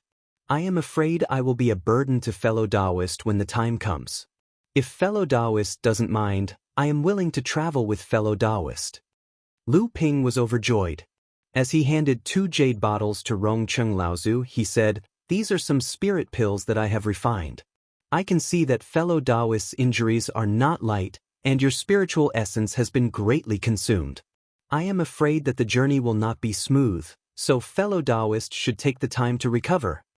Rongcheng Laozu opened the jade bottle and took a sniff. His eyes suddenly lit up, and he praised, "I have forgotten that Lu Dao is also an alchemy grandmaster." Lu Ping laughed and said, "With fellow Taoist's help, we will have a greater chance of success." Lu Ping waved at the sea behind him, and a giant boat broke through the waves. Everyone boarded the boat, and Rongcheng Laozu saw that there were still a few unconscious cultivators on the boat. Moreover, when they were besieging the dozens of Mara, Rongcheng Laozu had already discovered that the core forging cultivators who came with Lu Ping had uneven cultivations, and there was a mix of humans and demons. Seeing the puzzled look on Rongcheng Laozu's face, Lu Ping explained, "These are the cultivators of the human and demon clans that I have gathered along the way from the 6th line of defense. This time, the Mara is coming aggressively, and if the human and demon clans don't join forces, they will not be able to get out of this predicament. Unfortunately, many of the cultivators are already injured, and they are barely holding on. After being rescued by me, they were exhausted and fainted." Rongcheng Laozu saw that about half of the cultivators on the boat had injuries of varying degrees, and even the remaining half had pale faces. Obviously, they had consumed a lot of spiritual essence. How could they not know that Lu Ping's so-called gathering and rescue were just polite words? These people were probably saved by Lu Ping from the hands of Mara. Rongcheng Laozu's face showed a trace of admiration, and he sighed, "Fellow Taoist is benevolent and righteous. North Sea Water Sword Immortal really deserves his reputation." Chapter 1026. Brother Tian Kong, don't get too worked up. We're just following the rules. As long as your clan is able to withstand the first wave of attack from Mara's army on the 7th line of defense on Grid Island, Zhenling's defense can be shifted to the other islands on the 2nd day, and we can take turns defending Grid Island. The one who spoke was Kuan Yu Laozu of the Yulin clan of the South China Sea. He was also a mid-Dharma adept, and the Yulin clan of the South China Sea was ranked first among the 25 mid-sized clans in the region. There were already 2 late Dharma adepts in this clan, but the Yulin clan had always claimed that one of the great adepts had already passed away. Even so, 10 years ago, the Yulin clan had another mid-Dharma adept who had passed through his 2nd lightning tribulation and reached the late Dharma stage. Even though this great adept, Laozu, had been recuperating in seclusion for the past 10 years due to the severe injuries he had sustained while passing through the lightning tribulation, it was enough for him to take the top spot among the 25 clans in the Phantom City Conference a few years ago. Logically speaking, with the power that the Yulin clan possessed, they should have had enough resources and power to contend for the title of the 6th strongest clan in the South China Sea, so that they could gain more influence and power in the world of practitioners. However, the Yulin clan had never sent a ship to Central Mainland, and they had never even built one before. Even though the Yulin clan kept such a low profile, whether it was the clans overseas or in Central Mainland, none of the clans dared to look down on the Yulin clan. When the disciples of the Yulin clan traveled outside, they were usually respected by the other clans. However, this time, the Yulin clan had no choice but to stand up and join forces with the other 3 clans who were also ranked in the top 5 to put pressure on Zhenling. This was because the great adepts of Phantom City had sent a clear message that as the most important 7th line of defense, Grid Island, the top 5 clans among the 25 clans were required to take turns defending it. Almost everyone knew that as the front line of the defensive island chain, Lattice Island suffered the greatest impact when Mara's army attacked. The pressure was undoubtedly the most intense when Mara's army attacked for the first time. If Kuan Yu Laozu didn't push the newly ascended rank 5 Zhenling out to block the calamity, he could guarantee that all the other sects would immediately push the first rank Yulin sect out to block the calamity. Hence, Yulin's sect, who had always maintained a low profile, had no choice but to use their influence to pressure others. When the other clans in the top 5 clans saw Yulin's sect stepping up, they naturally understood Kuan Yu Laozu's intentions. However, when they thought of the terrifying strength of Yulin's sect, Laozu was naturally more than happy to pick on the soft persimmon to bully, and they all voiced their agreement. After all, Yulin's sect had already offended them. Tian Kong Laozu's face was ashen, but he could only retaliate against Yulin's sect. Now that the other clans were on Yulin's sect's side, if Tian Kong Laozu was not careful, Zhenling might be isolated. Hence, he laughed coldly and said, "Brother Kuan Yu, your words are not appropriate. Your clan's strength is no less than that of the major clans in the overseas region, and you are the leader of the 25 medium-sized clans in the overseas region. Your strength is far above mine. This time, Mara's momentum is fierce, and Lattice Island is the crux of the entire defensive island chain. At this time, it is even more appropriate for your clan to stand up for us.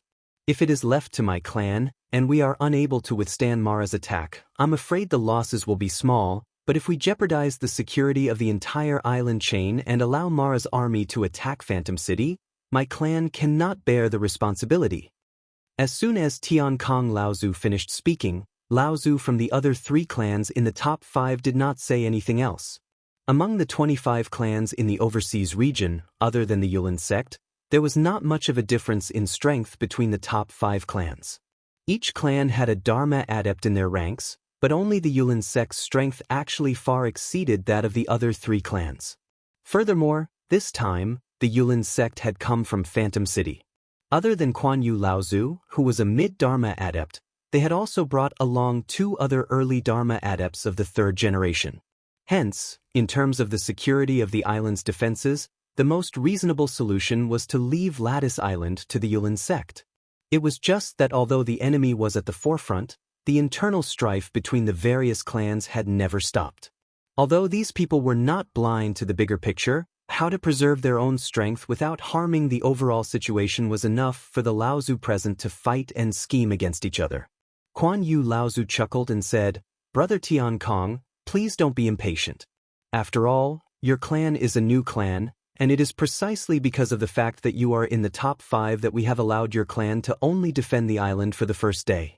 After that, the other clans will take turns to defend the island for the next 2 days. Furthermore, apart from Lattice Island, each of our clans has their own tasks as well."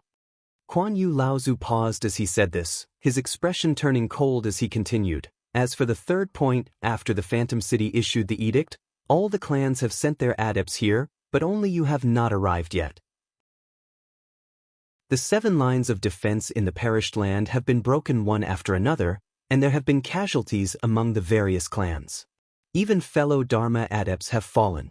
Could it be that your clan is only thinking of obtaining spirit stones from Spirit Gathering Island and is unwilling to contribute to the defense against Mara's army?"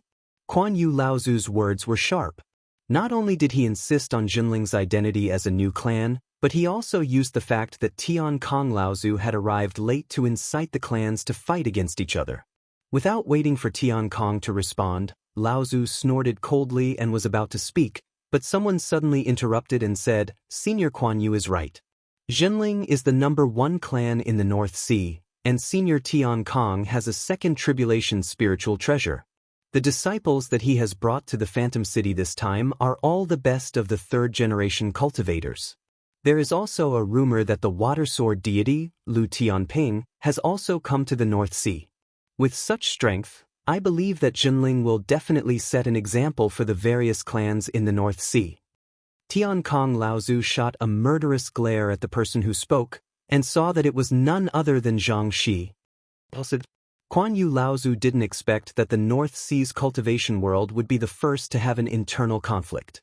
This came at the right time. "You must be a fellow Taoist from the Blue Sea sect. As you said, Jinling is the number 1 clan in the North Sea. We also want to see the glory of your esteemed clan. Let us wait and see." As soon as Kuan Yu Laozu's voice fell, Laozu from the other 2 clans immediately agreed. Tian Kong Laozu looked carefully. These 2 clans were ranked 6th and 7th. Before the Phantom City Conference, Jinling and these 3 clans were fighting for the 5th place. In the end, Jinling suppressed the other 2 clans and entered the top 5 in one fell swoop. This was especially true for the 6th-ranked sect. Originally, it was the 5th-ranked sect. However, during the Spirit Fantasy City's general meeting, True Spirit sect had pushed it down to the 6th-ranked sect. This cultivator had even suffered a great loss under Jiang Tianlin's hands. Thus, it was only natural for him to be impatient to deal with True Spirit sect. Tian Kong Laozu stood up angrily and left with a flick of his sleeve. Dozens of miles away from the Phantom City, there were dozens of irregular small and micro islands, forming a sparse island chain that surrounded more than half of the Phantom City. Lattice Island was located in the center of this island chain. Behind Lattice Island was the Phantom City. Therefore, Lattice Island was the 7th line of defense in the entire island chain. Even if Lattice Island called it the Phantom City's bridgehead, it would not be an exaggeration to say that Lattice Island was the Phantom City's bridgehead. Ever since Tian Kong Laozu came out of the Phantom City, his complexion had not been good. Shi Xianling looked at her grandfather's face, which had aged faster and faster in recent years. She couldn't help but feel sad. She walked up and softly said, "Grandfather." Tian Kong Laozu turned around and saw it was Xianling. A trace of a smile immediately appeared on his face. He said, "How is it? Are there any loopholes in the island's formation?" Xianling shook her head and said, "There are no loopholes. We are already strengthening it. Grandfather, Mara's army is coming. At this time, you should rest and build up your strength." Old ancestor Tian Kong patted Reverend Xuanling's shoulder dotingly and said, "This child, this battle is abnormally dangerous and even grandfather doesn't have much confidence. Previously, I left you in Illusionary Spirit City but you refused no matter what I said. If the battle goes badly, you must escape back to Illusionary Spirit City with Xian Yong, Xian Feng, and the rest of the third-generation disciples." Xianling's expression changed. "Grandfather." Tian Kong Laozu stretched out his hand to stop Taoist Xianling from speaking. He said, "Listen to grandfather. Xian Yong, Xian Feng, Xian Peng, Xian Heng, and you, all of you are the best of the third-generation cultivators of our sect. Especially Xian Yong, Xian Feng, and you. Although you can't compare to Tian Ping, you are still the true direct disciples of our sect.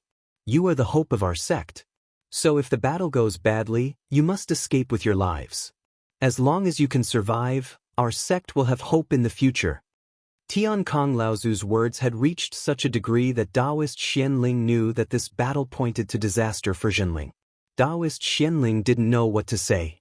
After thinking about it, she said worriedly, "I don't know where junior brother Tian Ping is now. If he helps you, grandfather, I think you can definitely defend Grid Island. At this time, I heard that the evil Luo army is in the perished secret realm and is wantonly hunting the cultivators who escaped from the 6 lines of defense. I don't know if he can escape the siege." A hint of worry flashed across elder ancestor Tian Kang's face, but he immediately smiled and said, "That brat should be fine. As long as he doesn't stupidly walk into Devil Luo's trap, or if a Jura-level Devil Luo makes a move, ordinary Jade Shura won't be able to do anything to him." Because Lu Ping and his people were too big of a target, they had to be careful along the way, so they slowed down a lot. Even so, they still encountered Mara patrolling the sea several times. Fortunately, Lu Ping's command was good, and they killed all the Mara. They also saved more than 10 human and demon cultivators from Mara. They also encountered a Dharma demon cultivator who was being chased by 2 blood demons. Because of Lu Ping's will, he and Rongcheng Laozu sneaked up to the front of the battle and suddenly attacked. Together with the Dharma demon cultivator, they killed one of the Shu Ras, and the other one escaped with serious injuries. At this time, Lu Ping and his people finally arrived at a barren reef only 300 miles away from Phantom City after half a day. At this time, Mara's army had already advanced to the 7th line of defense. The humans and demons had joined forces to fight on the 7th line of defense.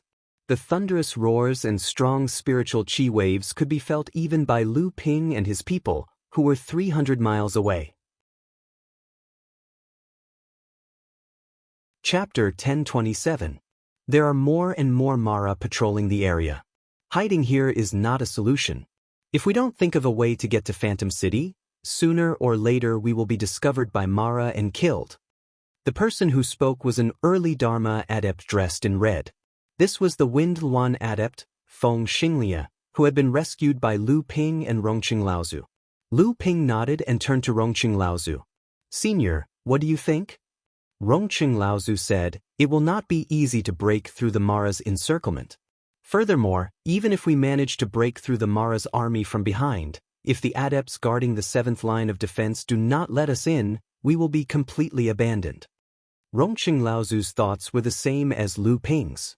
Lu Ping believed that if they rushed in recklessly, the adepts guarding the 7th line of defense would most likely not let them in, unless they had someone who was very familiar with them. If that happened, they might even be blamed. Lu Ping's expression changed as he looked at everyone and said, "I will go in and take a look myself." The attack on the 7th line of defense had reached its climax from the very beginning. The huge Mara army did not use the low-level Mara as the vanguard to attack at the beginning to wear down the strength of the human and demon allied forces. Instead, they gathered a large amount of blood from the very beginning. The Mara directly attacked the protective spells of each island, forcing the Dharma adepts of both the human and demon races to come out and fight. Even the Jade Shura joined in the attack. Among all the islands, the most intense battle was on Lattice Island, which was the most prominent line of defense in the entire island chain. The first Mara army to attack Lattice Island was a Jade Shura, leading hundreds of Mara of different sizes. Tiankong Laozu fought with the mountain-splitting axe, delaying the Jade Shura's attack, while the Junling adepts relied on the protective spells of Lattice Island to fend off the attacks of hundreds of Mara. On a small island on the northwest side of the island chain, Kuan Yu Laozu of the Yulin sect and a third-generation Dharma adept led the disciples to easily fend off the attacks of a group of Mara. At the beginning, the island where the Yulin sect was located was surrounded by hundreds of Mara led by a blood Shura. Kuan Yu Laozu didn't even need to do anything himself, as a third-generation Dharma adept was able to rely on the island's protective spells to temporarily fend off the attacks of the blood Shura. A beam of light snuck into the island from behind. Kuan Yu Laozu seemed to already know who it was, as he asked without turning his head, "What's the situation on Lattice Island?" The person who had come was another early Dharma adept from the Yulin sect. He said, "The situation is very bad. From the beginning, the sects have suffered heavy casualties." No one expected that the Blood Mara and even the Jade Shura would directly avoid the Dharma adepts of the sects and attack the protective spells of the island from the very beginning. Kuan Yu Laozu's face darkened and he said, "What about Phantom City? What are the reactions of the major sects and the 3 major demon tribes?" Phantom City's adepts have been mobilized frequently, and they have been strengthening their defenses. But according to my observations, I'm afraid they won't be sending reinforcements in the near future. The Dharma adept could not help but say, "Elder, the major sects are obviously conserving their strength and using us as cannon fodder. With the true strength of our sect, if we were also a major sect, we wouldn't be at the mercy of these people." Kuan Yu Laozu's expression was uncertain, and he said, "I understand what you mean. Yes, after this battle in Phantom City, it's time to show our fangs to the world of practitioners." Kuan Yu Laozu paused and said, "Oh yes, how's the situation on Lattice Island?" The adept laughed sinisterly and said, "Very bad, but the second tribulation spiritual treasure in Laozu's hands is really powerful, and it can actually block the attack of the Jade Shura. But the number of low-level Mara attacking Lattice Island has been increasing. It looks like the Mara's army is very clear about the importance of Lattice Island's position. It's all thanks to you pushing Jinling out, or else our sect would not have been able to survive without a single casualty." At this time, on an island in the northeast, Dong Yun Laozu was sweating profusely as he said to Zhang Shi, "It's a good thing you came to the East Sea in time. Otherwise, it would not have been easy for the old man to block the Mara's attack. I'm afraid there would have been many more casualties among our disciples." Zhang Shi smiled faintly and said, "The most important thing now is that we have to pretend to resist the attack of the Devil Luo army with all our strength. We can't let Phantom City see that our sect still has strength to spare, and we can't let the attention of the Devil Luo army shift to our sect. This is also the reason why I was unwilling to besiege the blood demon outside the island with Martial Uncle." Dong Yun Laozu's expression changed and he said, "Are you saying that the Mara's army still has strength to spare and that their attack might increase?" Zhang Shi smiled bitterly and said, "I'm afraid so. But don't worry, Martial Uncle. Although the sects of Phantom City have bad intentions, they won't go too far. They won't let the 7th line of defense be easily broken. They will still come to our rescue at the critical moment. Now it depends on how long we can resist." Dong Yun Laozu was also helpless, but then he asked, "If Mara sends more troops, will he increase the attack on us?" Zhang Shi hesitated for a moment and said, "It's not impossible. But with the cooperation of me and Martial Uncle, even if another blood demon comes, we can easily resist it. But if Mara sends more troops, the first thing he will deal with is not us, but Dong Yun Laozu followed Zhang Xi's gaze, and the two of them laughed coldly in a low voice at the same time. On the Lattice Island, Xian Yong used a fire elemental divine art to incinerate the 5 little and little evil Luos who were attacking the island's protective formation.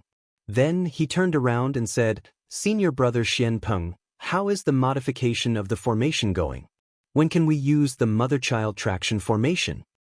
Xian Peng Jinren was lying on the formation board of the island's protection formation. He was sweating, but he didn't dare to wipe it off. He focused all his energy on the small knife that was used to carve the formation. He didn't even lift his head when he heard Xian Peng Jinren's question and said, "It's almost done." Spiritual Master Xian Su's face was as gloomy as water. After Patriarch Heavenly Peace went out to stall Jade Shura, the defense of the entire Grid Island was handed over to him. Spiritual Master Xian Su was very worried. Xian Yong and the rest might not be clear about Patriarch Heavenly Peace's situation, but Spiritual Master Xian Su knew very well that Patriarch Heavenly Peace's lifespan was reaching its end. Every time he fought with all his might, it might consume Patriarch Heavenly Peace's lifespan, which was already running out. Xian Su Jinren could feel that, after fighting the Jade Shura on the Nameless Island, Tian Kong Laozu had aged a lot. Don't. Suddenly, the heavy sound of drums came from the back of the Devil Luo army. The Devil Luo reinforcements had arrived once again. Not only Zhenling sect, but also the 25 medium-sized sects and demon clans on the island chain that were defending at this time, all had a change of expression on their faces. Perhaps it was because Tian Kong Laozu was able to block the Jade Shura's attack, even though it was a second disaster treasure. Or perhaps it was because Mara's army had realized the importance of Grid Island. When they saw that the Jade Shura had been stopped, and that it wouldn't be able to defeat Tian Kong Laozu in a short amount of time, 2 more Blood Shuras came from Mara's army to help the Jade Shura. They wanted to kill Tian Kong Laozu. This time, even Xian Su Jinren couldn't stay calm. He didn't care if the spell formation was successful or not, so he rushed out of Grid Island with Xian Ling, Xian Yong, and Xian Feng. The 4 of them knew what it would mean if 2 more Blood Shura joined the fight to kill Tian Kong Laozu. If Tian Kong Laozu died, Grid Island would be in danger, and Jinling's army of Phantom City cultivators would be annihilated. At this moment, Xian Peng Jinren shouted, "It's done!" A halo spread out from the formation plate.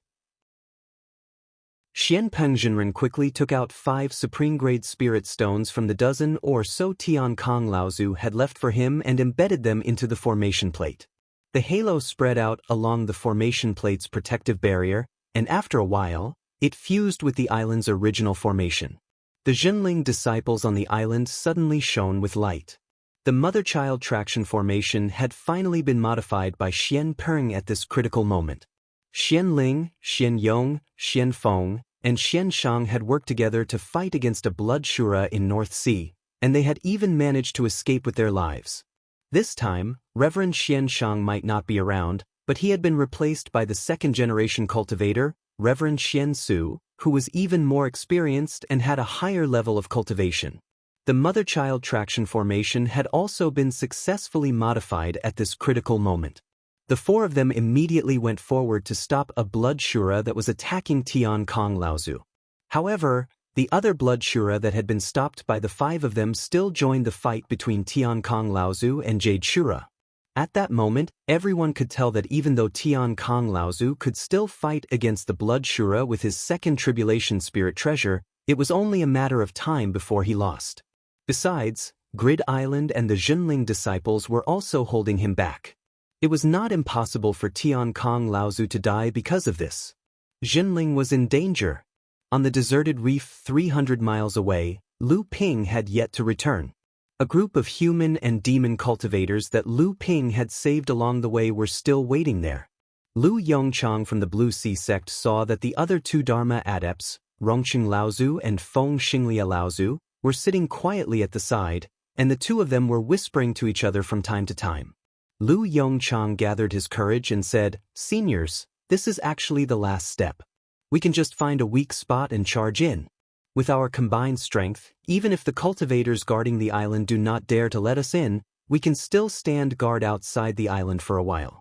As long as we verify our identities, we will be fine. Why do we need to stay here for so long? If we are discovered by Mara, I am afraid we can only wait for our fate of being surrounded and killed. The two Laozu's conversation was not pleasant. Rongqing Laozu looked at Lu Yongchang coldly and did not speak.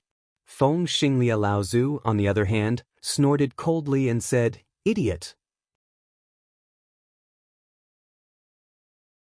Chapter 1028. Feng Xinglia and Laozu's "idiot" made Lu Yongchang's face turn purple. After Feng Xinglia finished cursing, he didn't say anything else, leaving Lu Yongchang there. He didn't know if he should advance or retreat, so he gritted his teeth and said, "Right now, the majority of us still have our strength. It is completely possible for us to fight. I don't know why everyone trusts Lu Tianping so much.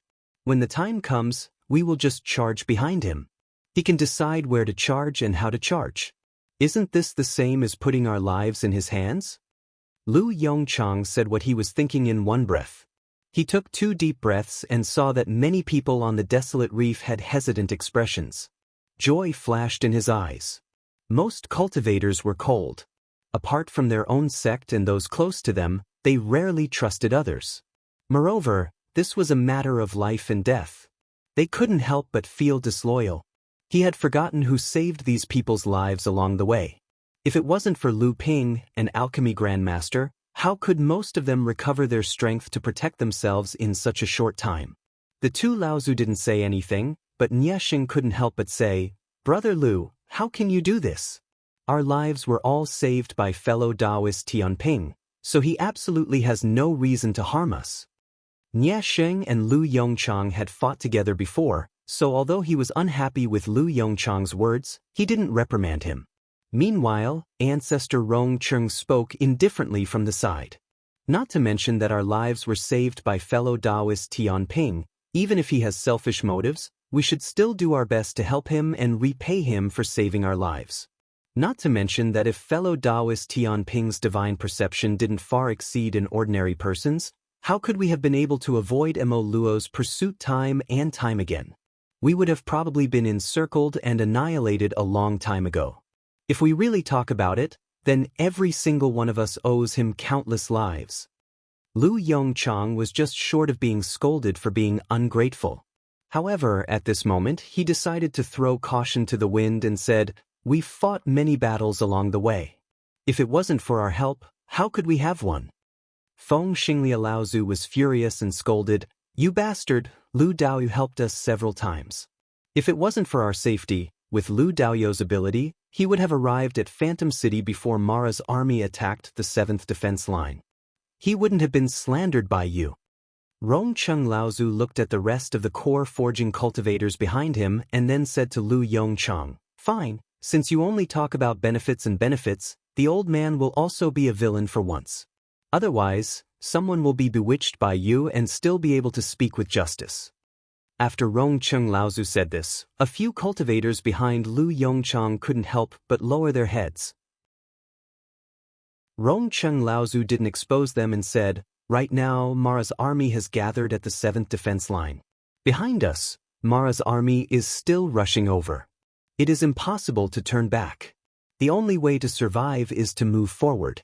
Everyone knows this, but I don't know if you have thought about it. If we want to charge into Phantom City, we can only rely on fellow Taoist Tianping's powerful divine sense to get as close to Mara's army as possible without being discovered. Only then can we guarantee the success of the surprise attack and the survival of our fellow Taoists. If we don't have fellow Taoist Tianping's guidance, we can only be a group of headless flies flying everywhere. Sooner or later, we will be killed by Mara. Do you understand what the old man is saying?" As soon as Rongqing Laozu said this, a voice suddenly sounded on the desolate reef. "Thank you, fellow Taoist Rongqing. However, I'm afraid that even if fellow Taoists say that I am being selfish, I can't care too much about it." Lu Ping's sudden appearance on the desolate reef surprised even Rongqing Laozu and Feng Xinglia. Even the two of them weren't aware of Lu Ping's appearance in advance. His control over space was far beyond their reach. Lu Ping glanced at Lu Yongchang. Lu Yongchang's heart was beating wildly, but he had to force himself to calm down. Fortunately, at this time, Lu Ping didn't want to complicate matters. Instead, he said, the battle between Mara and the human and demon clans has already reached its climax. When I went to investigate, I discovered that there are a few battlefields on the islands. It's not that there are no opportunities for us to take advantage of. However, I always feel that there might be a trap set by Mara's army. Rong Cheng Laozu and Feng Xinglia looked at each other. Feng Xinglia said directly, "Fellow Taoist Tianping, if you have something to say, just say it." Lu Ping nodded and said, "Although we have been cautious along the way, there were several times when we had to fight with Mara in order to rescue our fellow Taoists who were besieged. Although we tried our best to kill him, there were inevitably some who slipped through the net. After that, although Mara's patrols on the surface of the sea became more frequent, it was only because we were near the 7th line of defense that he increased his patrols. He didn't specifically search and encircle us." Rong Cheng Laozu's eyelids twitched. He said, "Fellow Taoist Tianping, are you saying that Mara had already noticed us long ago, but he deliberately ignored us? He calculated that we would eventually go to Phantom City, so he set a trap in the battlefield and waited for us to jump into it?" Seeing Lu Ping nod, the cultivators were in an uproar.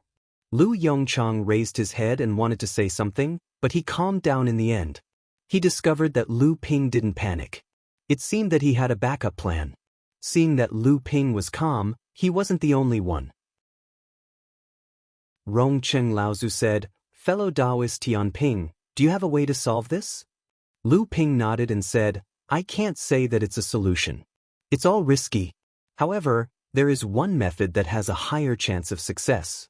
Of course, if there are any fellow Taoists who suspect my intentions, you don't have to participate in this operation." When Lu Ping said, "of course," he coldly glanced at Lu Yongchang. Everyone knew who Lu Ping was talking about. Lu Yongchang's forehead was covered in cold sweat. He felt that he was about to be abandoned by everyone. Feng Xinglia said loudly, "Fellow Taoist Tianping, just say it. Which method is it?" Lu Ping looked at everyone's gaze and revealed a trace of mockery. He said, "Sneak attack the back of Mara who is attacking Grid Island." What? Many people were shocked at first. However, they quickly came to their senses. Everyone knew the importance of Grid Island. It was definitely a place where Mara's army was heavily attacking. However, it was because of this that Mara concluded that the human and demonic cultivators would not dare to attack this place. Lu Ping seemed to think that his information wasn't enough to challenge everyone's bottom line. The mockery on his face became even more obvious. He said, "Also, the cultivators guarding Grid Island are our sect's Tian Kong Laozu and his disciples." Lu Yongchang suddenly raised his head. However, he didn't dare to look at Lu Ping. Instead, he turned around and looked at the cultivators behind him. The meaning in his eyes was very clear. "Look, I was right." Lu Ping's calm voice sounded from behind Lu Yongchang. He said, "I told you I won't force you to stay or leave. You can go and find an island where the situation is relatively peaceful." Tian Kong Laozu had seen through life and death more than 100 years ago. Now, he only had a few dozen years left to live. It didn't matter to him how long he had to live. He was very calm about the situation. He just wanted to stall the Jade Shura and the Blood Shura in front of him, so that he could take the 2 Shuras with him at the last moment. That way, he could buy time for his disciples to evacuate and for the reinforcements from Phantom City to come. He knew that the higher-ups of the big sects in Phantom City were paying close attention to the situation on the island chain. The reason why they hadn't come to help was because of the big sect's schemes. His death was a necessary condition for them to help Grid Island. It didn't matter whether he lived or died. That was why Tian Kong Laozu had driven Jiang Tianlin from the East Sea to the North Sea.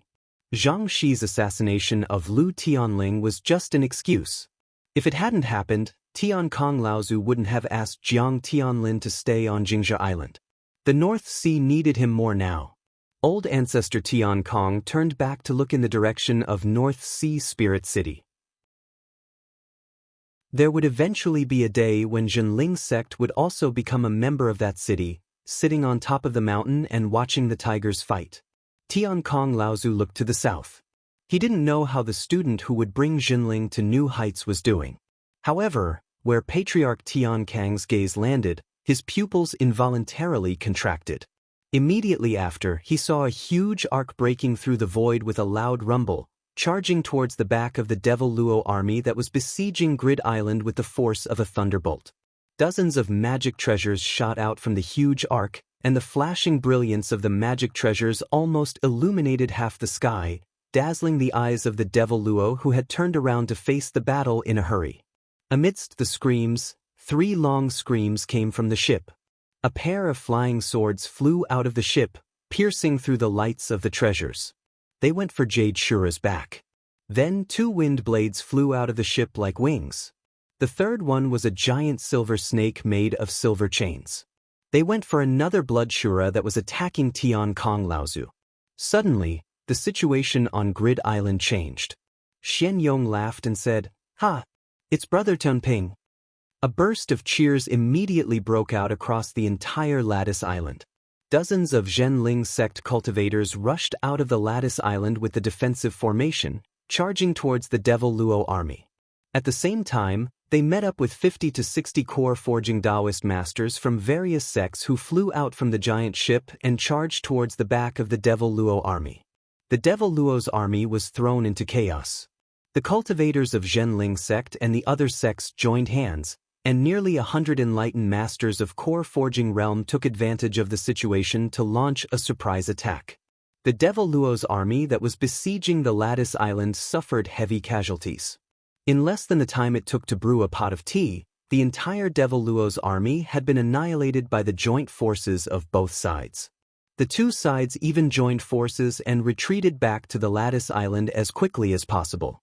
It was only at this moment that the angry roars of Mara could be faintly heard from the surface of the sea that was several hundred miles away from both sides. They had already discovered the great changes on Lattice Island, but it was too far away for them to do anything. Chapter 1029. Old Ancestor Tian Kong had the mountain-splitting battle-axe in his hands.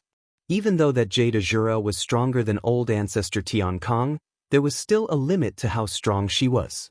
Otherwise, that Jade Azura wouldn't have been unable to gain any advantage from Old Ancestor Tian Kong after half a day of effort. However, after the 2 Blood Azuras rushed over as reinforcements, the pressure on Old Ancestor Tian Kong increased tremendously all of a sudden. Even though Spiritual Master Xian Su and the rest tried their best to hold back one of the Blood Azuras, under the pincer attack of the Jade Azuras and the other Blood Azuras, even though Old Ancestor Tian Kang's 5th Earth Golden Body Great Divine Art had already advanced to the level of Supreme Divine Art limitlessly, his golden body still cracked and he was only left with the power to defend.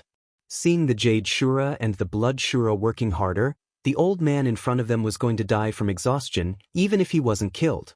A giant ship avoided the patrols of Mara's army and appeared behind them. The swords that came from the giant ship had not yet reached the Jade Shura, but the eerie sword mind had already traveled through space and hit the Jade Shura's back. The companion spirit treasure that the Jade Shura was about to throw shook, and Tian Kong Laozu easily nullified it. After that, Jade Shura had to put away her spirit treasure to defend against the attack from behind.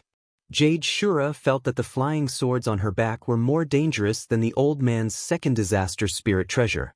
But the Jade Shura was still too slow. Or rather, Lu Ping's sudden attack was too unexpected for the Jade Shura. And Lu Ping was using all of his power. Even if the Jade Shura was prepared, she might not have been able to block it, let alone now. Although the thin water-flowing sword's quality was slightly damaged due to the consecutive clashes with the companion spirit treasure, after being nourished by Lu Ping's arcane energy and absorbing the companion spirit treasure's essence, the sword's quality had greatly recovered. A pair of flying swords came out of the boat. The 2 flying swords turned into 2 giant green dragons. They circled around each other and jumped toward Jade Shura. The power in the swords made Jade Shura's face change. The Jade Shura's companion spirit treasure turned into a giant tree in the air. The thick tree trunk and the lush leaves blocked the path of the sword dragons. Countless vines shot out from the top of the tree. They danced in the air and tried to wrap around the sword dragons. Every part of the 2 sword dragons' bodies could shoot out peerless sword intent. The vines that wrapped around them were shattered layer by layer. However, even more branches and vines shot out from the huge trees. It was as if they were weaving a huge net in the sky, continuously neutralizing the power of the two sword dragons. At this moment, a huge axe fell from the sky, chopping the branches and vines along the way into pieces. The remaining force didn't stop and directly chopped into the towering tree. Almost half of the huge tree crown was chopped off, like the umbrella cover of an umbrella that was suddenly broken, becoming a sieve that leaked rain. The companion spirit treasure was connected to the Jade Shura deeply. The companion spirit treasure was damaged, and the Jade Shura was hurt. With a scream of pain, the Jade Shura knew that she was surrounded by two people. She couldn't fight them, and there were no reinforcements nearby. So, the Jade Shura decided to run. Lu Ping jumped out of the ship. He knew what the Jade Shura was planning from midair. He coldly said, "You want to run? That depends on how good you are." Suddenly, a monstrous flood surged up around the two giant flood dragons. A multicolored pearl was flickering above the flood, as if it was attracting the two giant flood dragons that were playing in the flood. The two dragons saw the five-colored pearl, and they jumped toward it. As they rolled, the flood rose. It was like they were going to break everything in their way. The flood toppled the giant tree in the air, and they were headed for the Jade Shura. East River Sword Skill. The East River Sword Skill wasn't Lu Ping's natural god power. It was a skill that Lu Ping had practiced at the bottom of Sacred Lake. He had mastered it after he traveled the Yulon River, and it could become an ultimate god sword skill. It was a brand new East River Sword Skill. After Lu Ping formed this sword technique, he didn't condense any incantation charms or even form his own innate skill. Instead, he engraved it on an origin time bead and fused it with the origin time bead to multiply its power. Its power had long surpassed the original North Sea wave listening art. Great River flows east. At that moment, Jade Shura was already unable to attend to anything else under Lu Ping's sneak attack and Patriarch Tian Kang's pincer attack. When she saw the two floodwaters rising up and flipping over her accompanying spirit treasure, her expression became even more flustered. She hurriedly put away her accompanying spirit treasure and wanted to escape. Yet before she could turn around, Patriarch Heavenly Peace's mountain-splitting battle axe cleaved down on her chest again. Jade Shura had no choice but to use her already damaged companion spirit treasure to take it head-on. She didn't expect Patriarch Heavenly Peace to execute a natal great divine art, magnetism Vajra technique. This natal great divine art was originally a basic great divine art when one cultivated Fifth Earth Golden Body secrets to a supreme divine art. When this divine art was executed at full force, it could increase the weight of everything within a radius of 100 yards by 100 times. Within a radius of 500 yards, it would increase by 50 times, and within a radius of 300 yards, it would increase by 10 times. Although the Jade Shura's spirit treasure was able to block the full power of the mountain-splitting axe, her body was still under the pressure of the magnetism Vajra. She had to use a lot of power to move forward. In that moment, the sword skill flood behind Jade Shura had arrived. It was coming down on Jade Shura's face. When Jade Shura emerged from the flood again, her body looked like it had been shaved off. She had shrunk a lot. Then, the second wave came, and Jade Shura's body shrank again. This happened a few times, and Jade Shura was killed by Lu Ping's Great River flows east. She was killed in a way worse than death by 1,000 cuts. Just as the Jade Shura was about to escape, the Blood Shura, who had been caught up by Rong Cheng Laozu and Feng Xinglia, turned into a water light and tried to escape. Feng Xinglia shouted, "Where do you think you're going?" The two knives that looked like wings were in his hands. He waved them, and his whole body flew out. When he stopped, he was in front of the Blood Shura. Feng Xinglia was a blue phoenix, and the blue phoenix was a wind phoenix. He was very good at flying. Even though the Blood Shura was using water escape, he was still blocked by Feng Xinglia, who was prepared. At that moment, the Jade Shura was completely trapped by Lu Ping's Great River East. She was washed away by the sword skill flood. Tian Kong Laozu saw that the Jade Shura was going to die, so he turned around and slashed the mountain-splitting axe at the Blood Shura that Feng Xinglia had stopped. Blood Shura was shocked.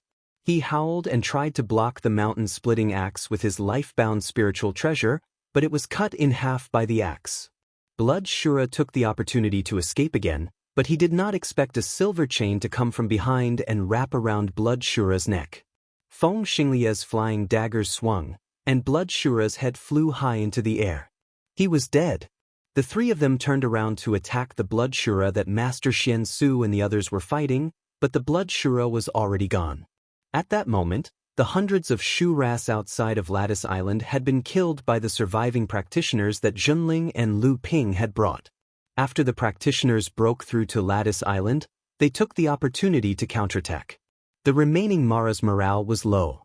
The practitioners attacked Lattice Island again, and the Mara retreated. When the Jade Shura, the Blood Shura, and the Dharma Laozu were fighting in the sky, the rest of the Mara army began to flee.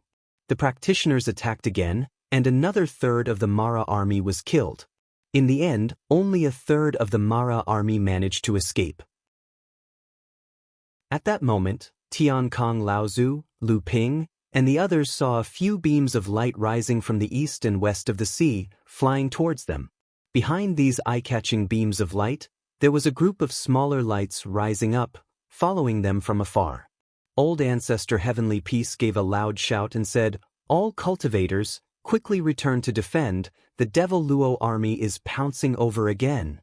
All of the cultivators who were in high spirits from killing were so shocked by Old Ancestor Tiankang's shout that their ears were buzzing. Only then did they come back to their senses and hurriedly flew back to Lattice Island. Tiankong Laozu said to Lu Ping, "Kid, the spirit-recovering pill, the best." Lu Ping chuckled and without saying a word, he took out 3 spirit-recovering pills refined with the flesh of the spirit monster Peach and gave one each to Tiankong, Rong Cheng, and Feng Xinglia.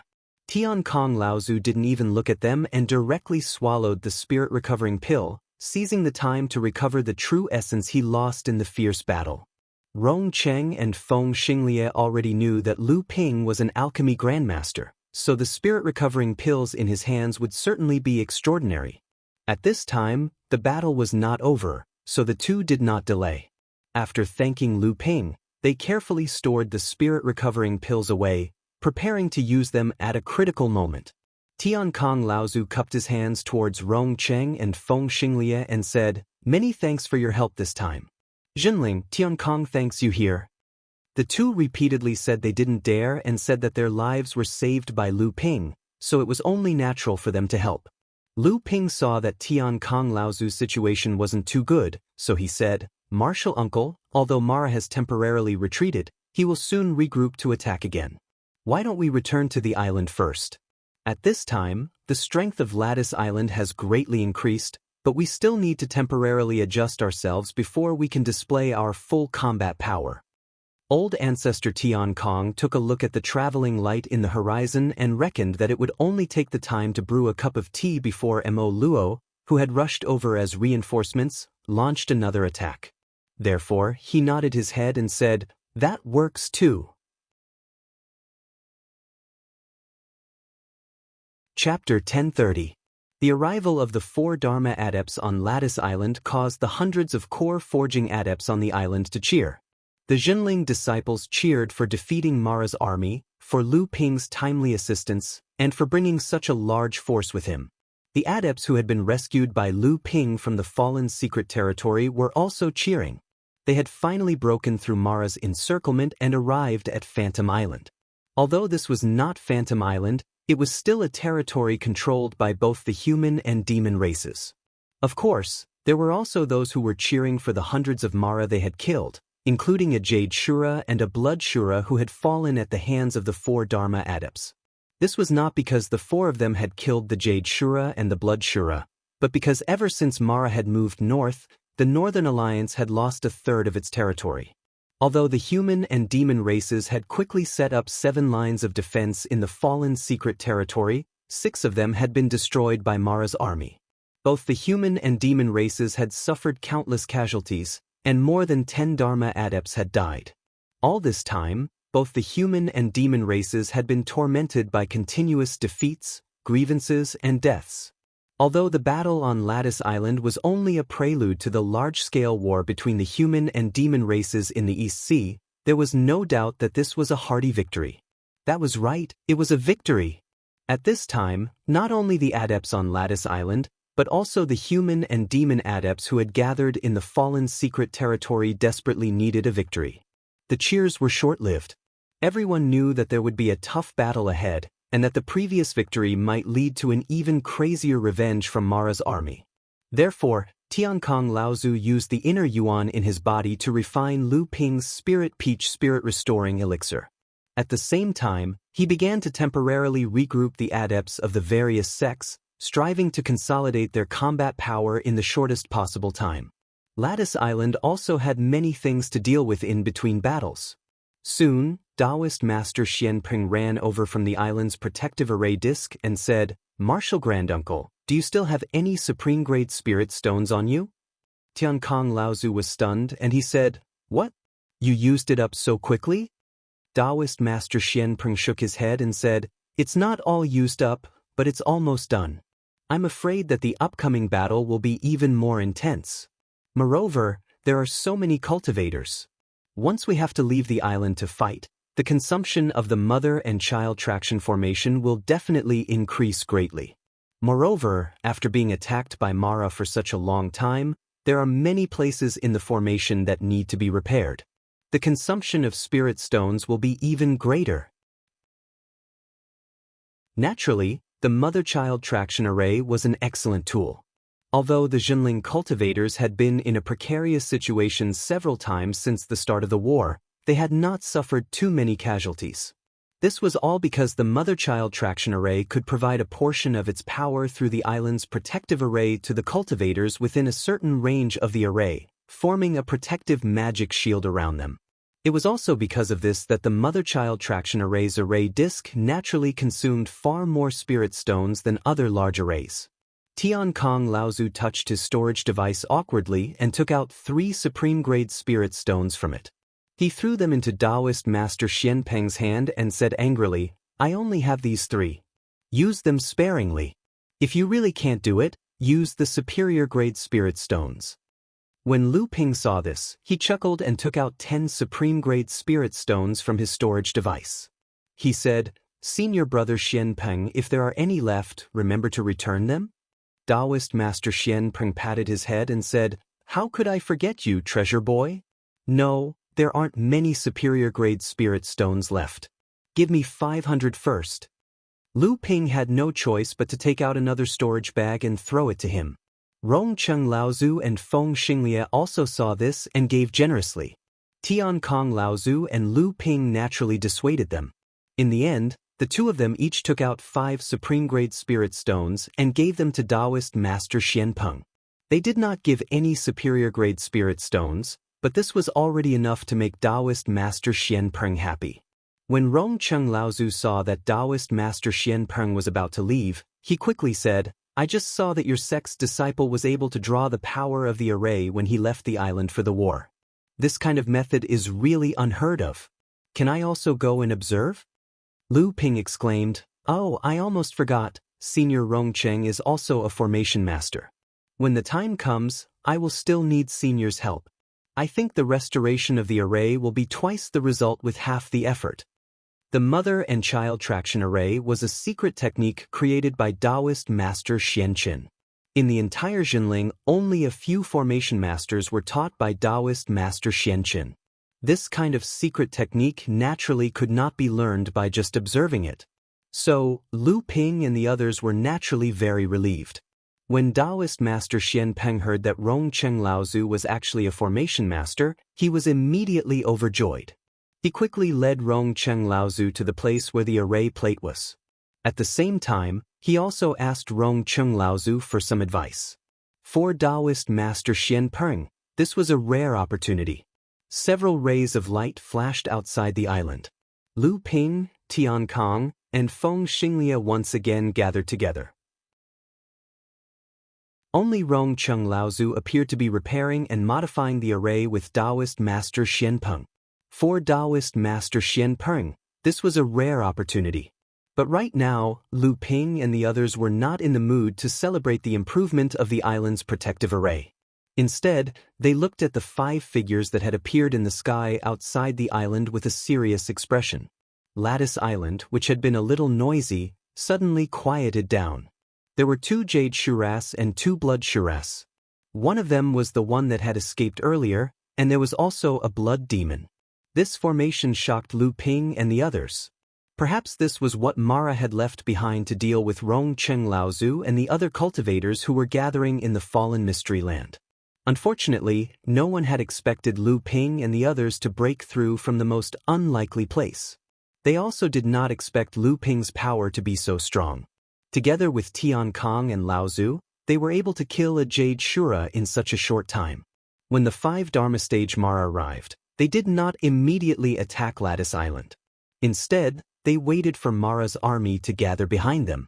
By the time Rong Cheng Laozu had successfully upgraded Lattice Island's protective array to a new level, the Mara's army had gathered outside Lattice Island. There were already 500 of them, and half of them were Big Mara, which was equivalent to a core forging adept. Tian Kong Laozu suddenly said, "It's good that we can delay them. As long as we can delay them until today, Lattice Island will change its defenses, and we will have nothing to do with them. So, even if we have the chance to kill a Dharma stage adept, it's best to wait. Otherwise, if another Dharma stage Mara dies, I'm afraid that Mara's army will retaliate on a larger scale." The few of them nodded solemnly. Rong Cheng Laozu and Feng Xinglia even looked a little relaxed. After all, if it was just delaying them with their strength, it would be much easier. After all, the 2 of them knew that if they were to fight to the death with the Blood Shura, they would most likely be no match for the Blood Shura. The problem is the Blood Demon. Rong Cheng Laozu reminded them. Among the 4 of us, I'm afraid that only Elder Tian Kong and Brother Tian Ping can suppress the Blood Demon's power. But the 2 of them are the strongest, and there are still 2 Jade Shuras that need to be dealt with. Tian Kong Laozu looked at Xuanshu Zhenren and the others and said, "If there were only 3 Blood Shuras, it would be easier. But this blood demon is really troublesome." Lu Ping smiled and said, "Don't worry, great uncle. I already have a plan." Tian Kong Laozu nodded. He knew that Lu Ping never did things that he was not sure of. Moreover, Lu Ping always had a lot of tricks up his sleeves. If he said that he already had a plan, then there was no need to worry. As they spoke, one of the 2 Jade Shuras suddenly waved its hand forward. The 500 Mara behind it suddenly let out a strange howl that sounded like the wailing of ghosts and the howling of wolves, and surrounded the Lattice Island. Mara's army had always surrounded the islands that were guarded by the human and demon clans. Usually, the cultivators of the human and demon clans could only passively defend themselves through the island's protective formation.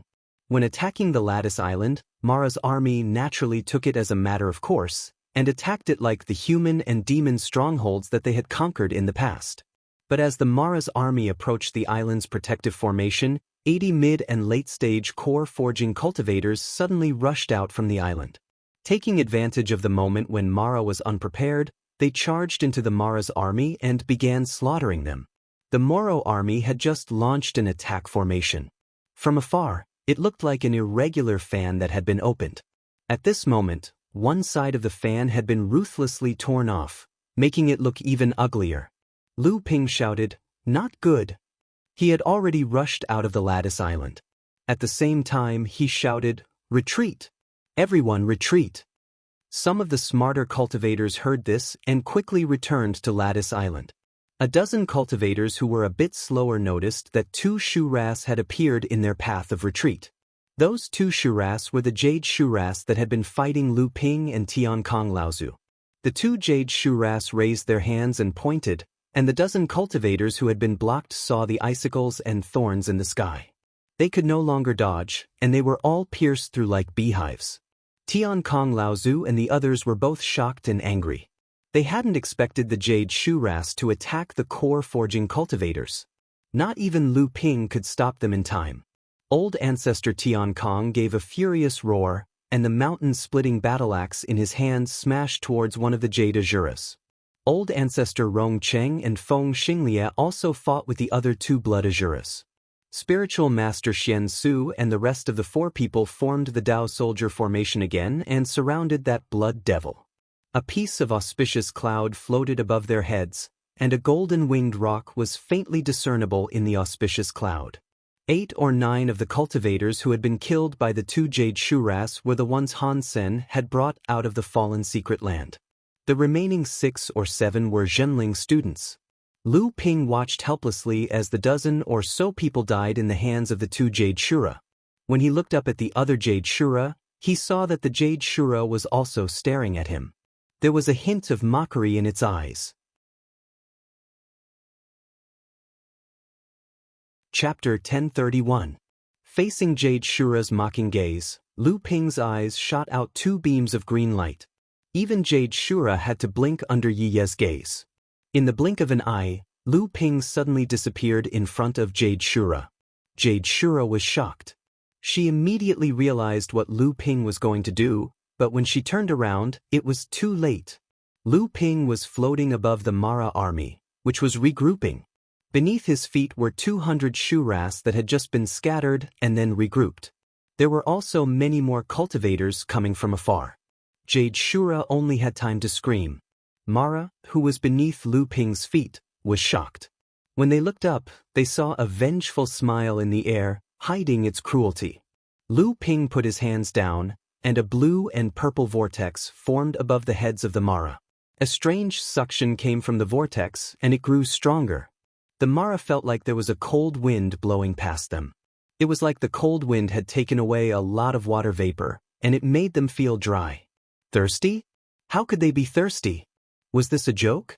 As all the demons complained about this strange feeling, they circulated the essence in their bodies, wanting to absorb some water from the surrounding void to quench this sudden thirst. However, it was only at this moment that they realized to their shock that there was no longer a drop of water in the void around them. They circulated the essence in their bodies to the limit and expanded it to the limit, but they still could not absorb the slightest bit of water from the void. But that wasn't the most terrifying thing. What scared the demos the most wasn't the fact that they couldn't absorb water vapor. Instead, when they circulated the original essence in their bodies, they discovered that the water in their bodies was silently being drained away. It was as if there was an invisible force hidden in the void. This force was constantly absorbing the water in each demo's body while the demos were at a loss. And the source of this force was the purplish-blue vortex in Lu Ping's hand that was hovering in midair. From the time Lu Ping used the blue and purple vortex in the air to the time the Mara found that the water in their bodies was being sucked out, it had only been a moment. The Mara wanted to get rid of Lu Ping's strange power, but they found that as the water in their bodies was being sucked out, the true qi in their bodies began to slow down. The Mara stumbled in the air, but they couldn't get away from the vortex in Lu Ping's hand. All they could do was scream. The Jade Shura finally arrived. Lu Ping felt a little regretful, but he had to retreat. The blue and purple vortex in his hand collapsed, and Lu Ping's power was finally broken. As soon as the purplish-blue vortex in Lu Ping's hand dissipated, among the 200 demon luos that were enveloped by Lu Ping's strange skill, nearly 100 of them turned into dried corpses. When the sea breeze blew past, the dried corpses turned into dust and scattered all over the sky. Among the 100 Mara, almost half of them were big Mara, which was equivalent to the core forging stage. Not only that, but more than half of the other 100 Mara were also affected by Lu Ping's power. Although they reacted in time and managed to escape, the parts of their bodies that were affected were dried up because of the draining of water. In this attack on Lattice Island, the 5 Dharma Plane Mara had gathered a total of 500 Mara, big and small. But Lu Ping's power alone was enough to kill a fifth of the Mara's army. Coupled with the sudden attack from the Child Mother formation, the Mara's side had lost 150 people, and nearly 50 Mara were injured. The killing power of Lu Ping's power not only made the Jade Shura's expression change, but it also made the 3 Dharma Plane Laozu look at her. It also made all the human and demon cultivators on Lattice Island speechless. The Jade Shura was like a mad tiger. She had lost a lot of her men in a short period of time, and she seemed to be in a frenzy. She started attacking Lu Ping in a way that would destroy both sides. Even someone as strong as Lu Ping had to retreat under her relentless attacks. But Lu Ping wasn't an easy opponent. Although he was at a disadvantage, he didn't panic at all. His pair of swords were sharp, and he executed the water seep sword skill to its peak. Jade Shura's attacks were fierce, but under Lu Ping's tight defense, she couldn't hurt him at all. The vanguard of Mara's army had sent as many people as they could to Lattice Island. But Tian Kong Laozu and the others had decided to buy time, so they would not fight Mara. Even the Jade Shura, who was fighting Lu Ping, could not harm Lu Ping in a short period of time. After Lu Ping used his strange power to kill 100 of Mara's army's attacks on Lattice Island were weakened. With the mother and child drawing spell, and Rong Chung Laozu's power, the cultivators on Lattice Island could easily defend against the weakened Mara. Taoist Master Xian Su and the other three, who were originally in the most danger, had been seen by the evil Luo as the key to breaking through the situation when they were fighting the blood demon. However, this blood demon had almost suffered a great loss from Taoist Master Xian Su and the others right from the start. When the blood devil saw that he was actually facing 4 late-stage core forging cultivators, the surface of the soul-devouring poisonous mist around him suddenly shot out 4 black mist snakes. The 4 black mist snakes circled around in the air, then quickly rushed towards Xian Su, Xian Yong and the other 2. The faces of Sage Xian Su and the others flickered slightly. However, at that very moment, the golden rock circling above their heads suddenly charged out from the auspicious clouds. With a flap of its wings, it blew away the 2 black snakes. Then, it reached out with its sharp claws to grab the remaining 2 black snakes by 7 inches and tore them apart with one swipe. When the blood demon saw that the golden rock was able to break its innate divine ability so easily, it was slightly stunned. In its opinion, even if the 4 joined forces, they wouldn't be able to break its divine ability so easily. Just as the blood demon was stunned, a great sense of danger suddenly burst forth. The soul-devouring mist around the blood demon rapidly shrank, as if it was condensing into a mist shield. At the same time, a cyan light suddenly jumped down from the back of the golden rock. The azure willow sword on its back suddenly unsheathed, breaking the mist shield that the blood demon was condensing in one fell swoop. A roar rang out from within the black mist and a stream of black mist sprayed out, sending Lu Xiaoping tumbling backwards. By then, Sage Xian Su and the others had already surrounded the blood fiend and began attacking it from all sides. It was often impossible to guard against the blood fiend's attacks. Thus, in the face of the blood fiend, cultivators would have a greater headache compared to facing the blood Azura. However, with the protection of the cloud sail and Lu Xiaoping's harassment, Sage Xian Su and the others were able to steadily gain the upper hand. On Grid Island, Master Xian Heng nodded to the dozen late core forging cultivators around him and said, "I'll leave it to you all." Then, Taoist Xian Heng cast out a small bronze bell in his hand, which suddenly expanded in size in midair. Following Lu Ping's instructions, Taoist Xian Heng formed a series of hand seals and the bronze bell vibrated in midair. Then, a loud bell chime resounded across the island. The dozens of Mara that had just attacked Grid Island were the first to bear the brunt of the bells ringing. The dozen late core forging cultivators on Grid Island rushed out and killed the dozens of Mara that were at a loss. In an instant, a dozen Mara of different sizes fell from the sky, and a dozen more fled with injuries. The Mara's attack was once again repelled. Half a day passed by quickly. The Mara's army had been attacking the 7th line of defense for an entire day. Apart from a few islands that had been repeatedly contested, the rest of the islands were firmly controlled by the joint forces of the human and demon clans. Just as the sun was about to set, 20 to 30 dazzling beams of light rose from the sky above Phantom City. Following closely behind these beams of light were 8 smaller beams of light. Hundreds of beams of light shot out of Phantom City, then suddenly split up and headed towards the various islands on the 7th line of defense. After an entire day of fighting, Phantom City finally came to an agreement with the 9 major sections. The preparations inside and outside of Phantom City were finally complete. Next, 20 to 30 Dharma adepts and more than 800 core forging adepts were sent to reinforce the 7th line of defense and launch a large-scale counterattack against the Mara's army. The person leading the reinforcements to Grid Island was a female practitioner. Lu Ping recognized her. She was the carefree sex mid-Dharma adept, Yuhuan Laozu. Behind her were 40 core forging adepts, half of whom were female practitioners. They were probably the carefree sect adepts who had followed Yuhuan Laozu to Phantom City. Seeing that another mid-Dharma adept had appeared, the 2 Jade Shura and 2 Blood Shura, who were battling the Dharma adepts on Junling's side, let out a long howl and simultaneously broke away from their respective opponents and retreated. A jade scepter flew out of Yuhuan Laozu's hand and shot towards the blood demon, who was being attacked by spiritual master Xian Su and Lu Xiaoping, who were a step too slow. The blood demon was terrified and desperately tried to avoid it. Unexpectedly, the jade scepter was a rare treasure. Just as the blood demon dodged, it disappeared into thin air. When it reappeared, it was once again in the sky above the blood demon. The scepter suddenly fell, sinking into the soul-devouring black fog and smashing into the blood demon's head. However, there was no sound at all. The soul-devouring black fog immediately dissipated, and the blood demon's head was bleeding profusely. Lu Xiaoping somersaulted in midair and landed on the blood demon's shoulder. With a wave of the 5-inch willow sword in his hand, the blood demon's head flew high into the air. In midair, Yuhuan Laozu's surprised voice sounded, and she said, "A doppelganger?"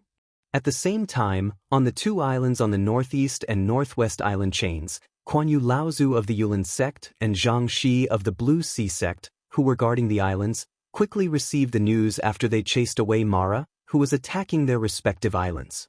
What? Lattice Island is safe and sound? Lu Tianping killed his way out and even led a group of cultivators who were scattered in the fallen mystery land to reinforce Lattice Island? What good luck! What? There's a disciple of the Blue Sea sect among this group of adepts? Who is it? Brother Lu Yongchang? He's not dead? That's great. What? He actually helped Junling defend Lattice Island?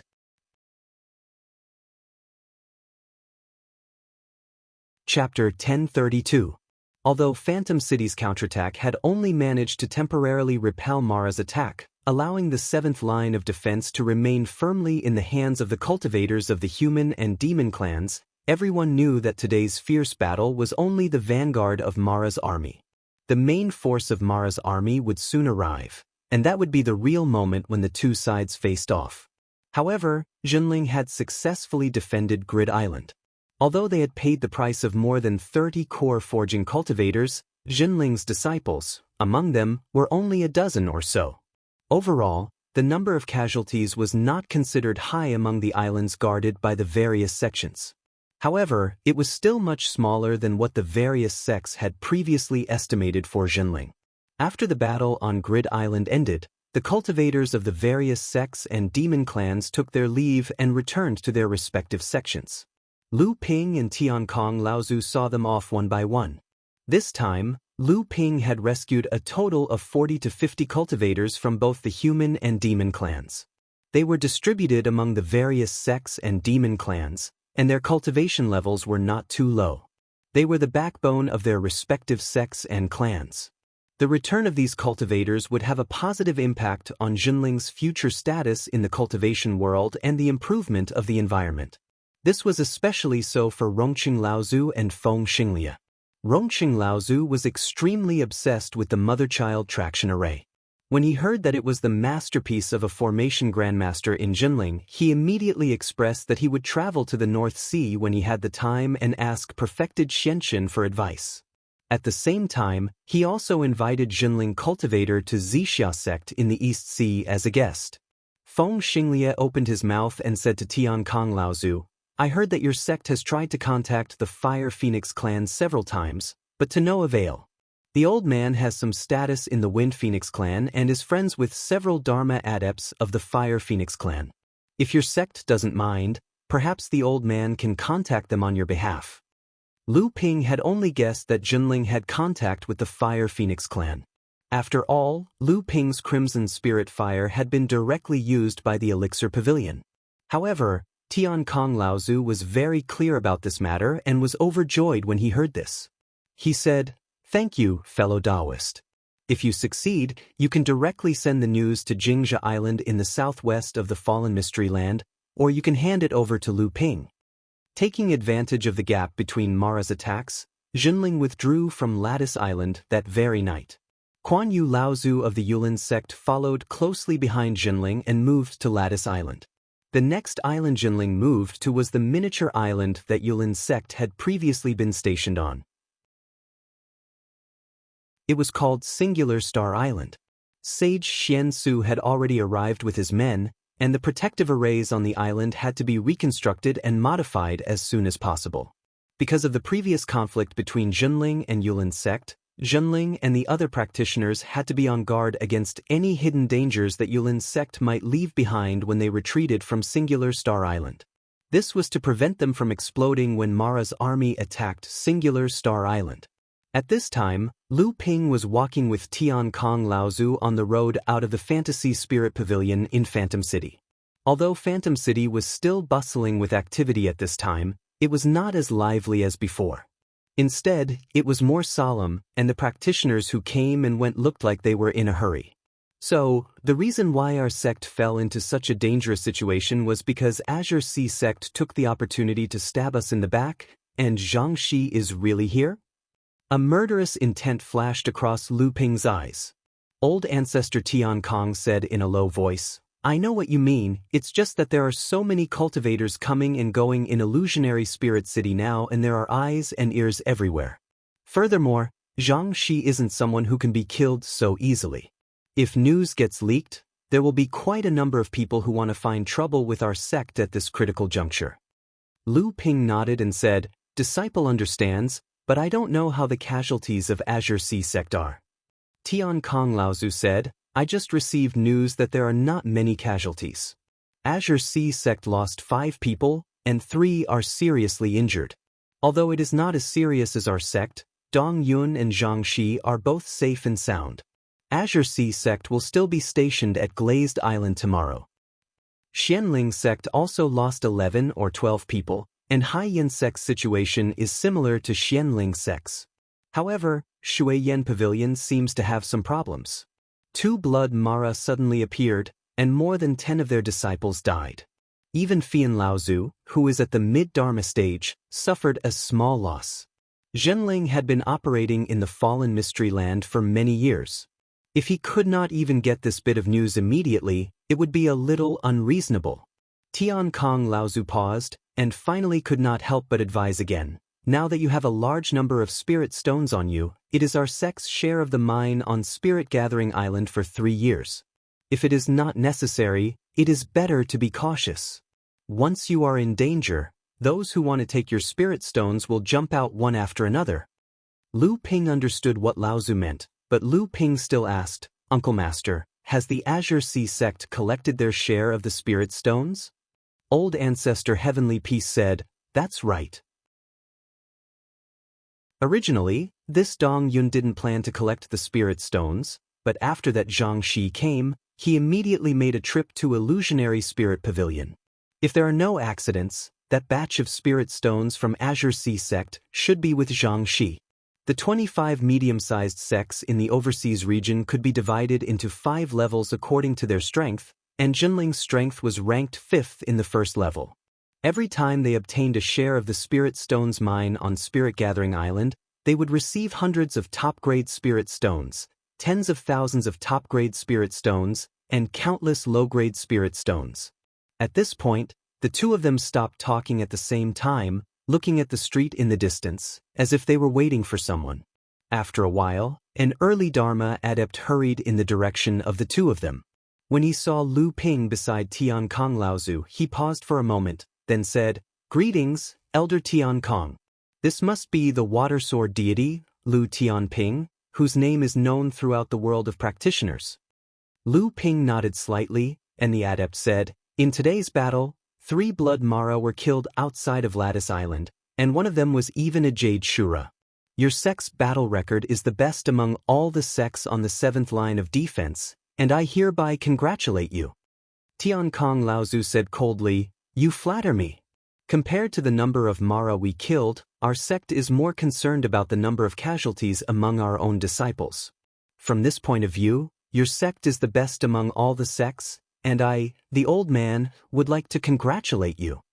Tian Kong Laozu's intention was to mock the other party for conserving their strength and pushing Jinling to be the first sect to be stationed on Lattice Island.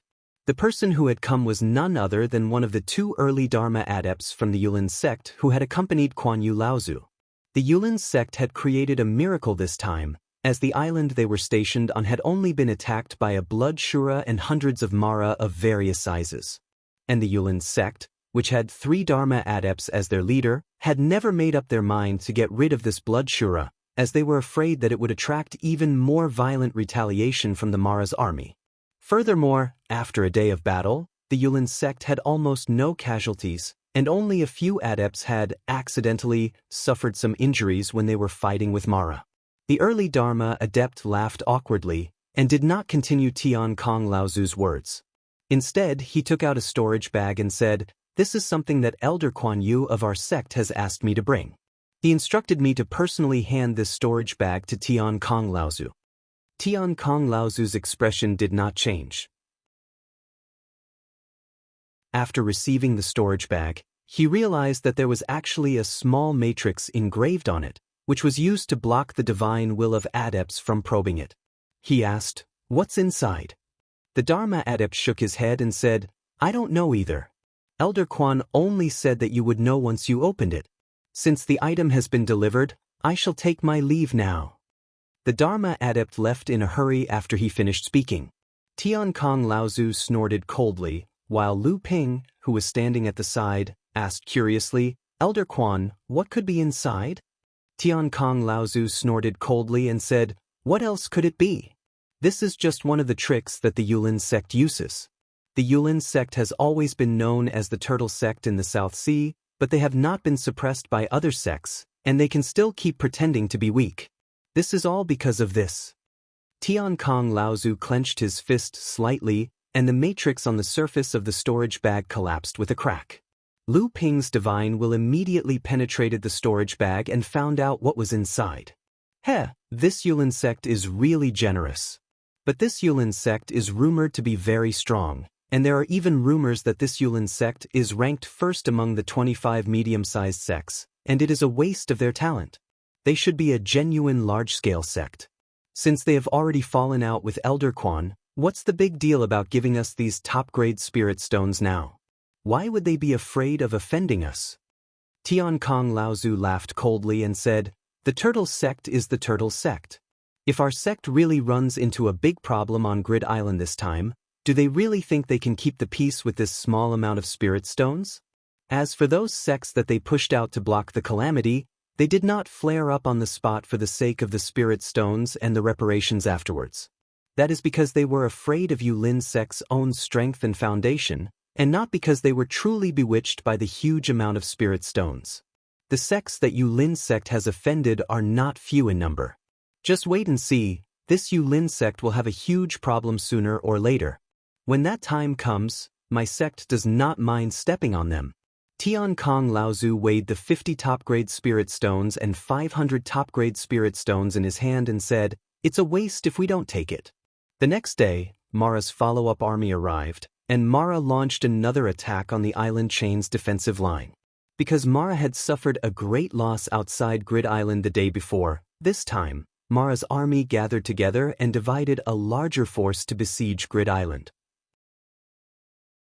Kuan Yu Laozu, who was stationed on Grid Island, had not yet engaged Mara in battle, but he had already sent his disciples to Phantasm City to ask for help, saying, "A large number of Mara have gathered outside Grid Island, and it is suspected that Mara's main force has arrived."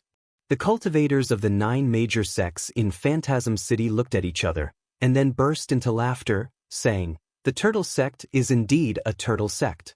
The battle has not even started, and they have already started asking for help." After saying that, he reprimanded the disciples of Yulin Phantasm City, then threw them out of the Phantasm Pavilion.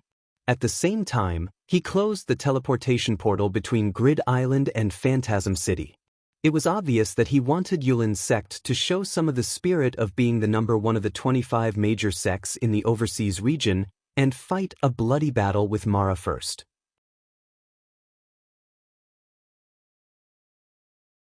Chapter 1033. Could it be that the Yulin sect's habit of running away was so unbelievable that they had no choice but to use such a method to get the Yulin sect to help out? Or could it be that the 9 great sects of Phantom City were aware of the current situation on Grid Island and deliberately did this? Or could it be a combination of both? In any case, while Mara's army was still gathering and surrounding Grid Island, the Yulin sect on Grid Island had strangely fallen into an isolated and hopeless situation. On Singular Star Island, Tian Kong Laozu watched as groups of Mara shuttled back and forth under the leadership of either a blood demon or a blood Azura. However, they did not deploy their formation to attack Singular Star Island. Tian Kong could not help but feel puzzled. At the same time, he could not help but feel a little worried. A talisman flew through the air.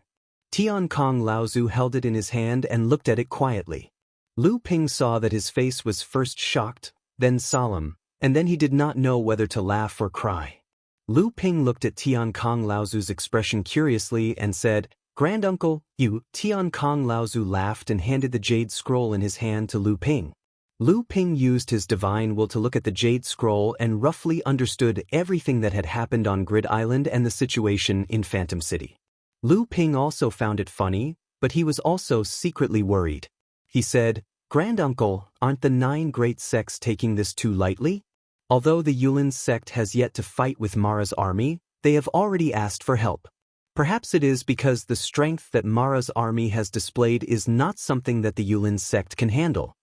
Tian Kong Laozu laughed coldly and said, "Do you really think that the 9 great sects know nothing about the situation outside Phantom City? It's just a trap set up by the few great sects of the South Sea. The Yulin sect thinks that by keeping a low profile, they can make everyone forget about their existence. But which sect would dare to ignore the presence of 3 late Dharma adepts?"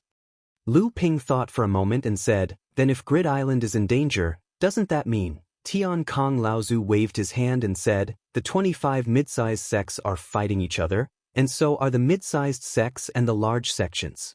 The humans and demons are still fighting each other, and the humans and demons are still fighting each other to fight against Mara. The 7 lines of defense in the Fallen Mystery Land were originally formed by the 9 great sects and the Crystal Palace working together to suppress the 25 sects and the local forces in the Fallen Mystery Land. While it delayed the advance of Mara's army, it also served to deplete the strength of the 25 sections. The 25 mid-sized sects are naturally unwilling to be controlled so easily. 6 of the 7 lines of defense have collapsed, partly because of Mara's power, but there are other unspeakable reasons as well." Lu Ping was stunned, only to hear old ancestor Tian Kong continuing, "Get ready, I'm afraid the 7th line of defense won't last more than a few days. Our sect won't be the first to retreat back to Mystic Spirit City, but we won't really fight Mo Luo to the death either. The remaining matters will be left to the 9 great sections." Half a day later, a jade talisman flew through the air. The talisman from Phantom City stated that Grid Island had been heavily surrounded by Mara's army and requested all the sects stationed on the island chain to reinforce Grid Island. At the same time, Phantom City also sent more than 10 Dharma adepts to attack Mara's line of defense on Grid Island. Unexpectedly, Mara's army had set their sights on Grid Island. Not only were there a few Jade Shura and Blood Mara surrounding the island, but they had also sent out high-level Mara to the left and right, as well as from Phantom City. Their intention was to prevent any reinforcements from reaching the island, and it was clear that they wanted to take over Grid Island in one fell swoop. After 2 hours, Lu Ping finally brought a few of his disciples to reinforce Grid Island. Unexpectedly, the moment Lu Ping left Strange Star Island, the Mara that had been swimming on the surface of the sea began to converge on Lu Ping and the others. Scattered attacks began to take place on the surface of the sea. It was not only Zhenling that was experiencing this. The other sects that were stationed on the islands also encountered the same situation after sending out their cultivators to reinforce Grid Island. Lu Ping brought a few of his Zhenling disciples and broke through Mara's blockade. After traveling for more than 100 miles, they finally encountered Blood Mara's blockade on the surface of the sea and decided to retreat. This was because it was not only Lu Ping. There were also other cultivators from other islands who, after engaging in battle with Blood Mara, saw that the core forging adepts behind them were being surrounded by Mara. In order to avoid any casualties among their own disciples, these Dharma adepts decided to retreat. Only in the direction of Phantom City, because of the reinforcements from the 9 main sects, was there a fierce battle with Mara's army. Unfortunately, with the sudden appearance of an Azura, the reinforcements from the 9 main sects had no choice but to end their battle with the Jade Shura and Blood Mara in a panic and retreat. The Yulin sect cultivators on Grid Island fought hard for half a day, but in the end, they did not receive any reinforcements.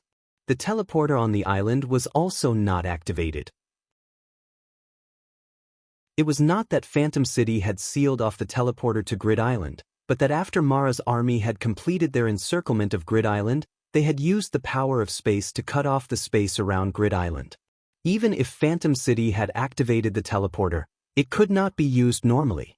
The battle between the 7th line of defense and Mara's army had only lasted for 2 days. As the key point of the entire island chain, as well as the bridgehead of Phantom City, it had already been easily breached by Mara's army. Of the 50 Yulin sect cultivators guarding Grid Island, besides the mid-Dharma adept Kuan Yu Laozu, who had escaped with serious injuries, the remaining 49 cultivators, including 2 early Dharma adepts, had been completely annihilated.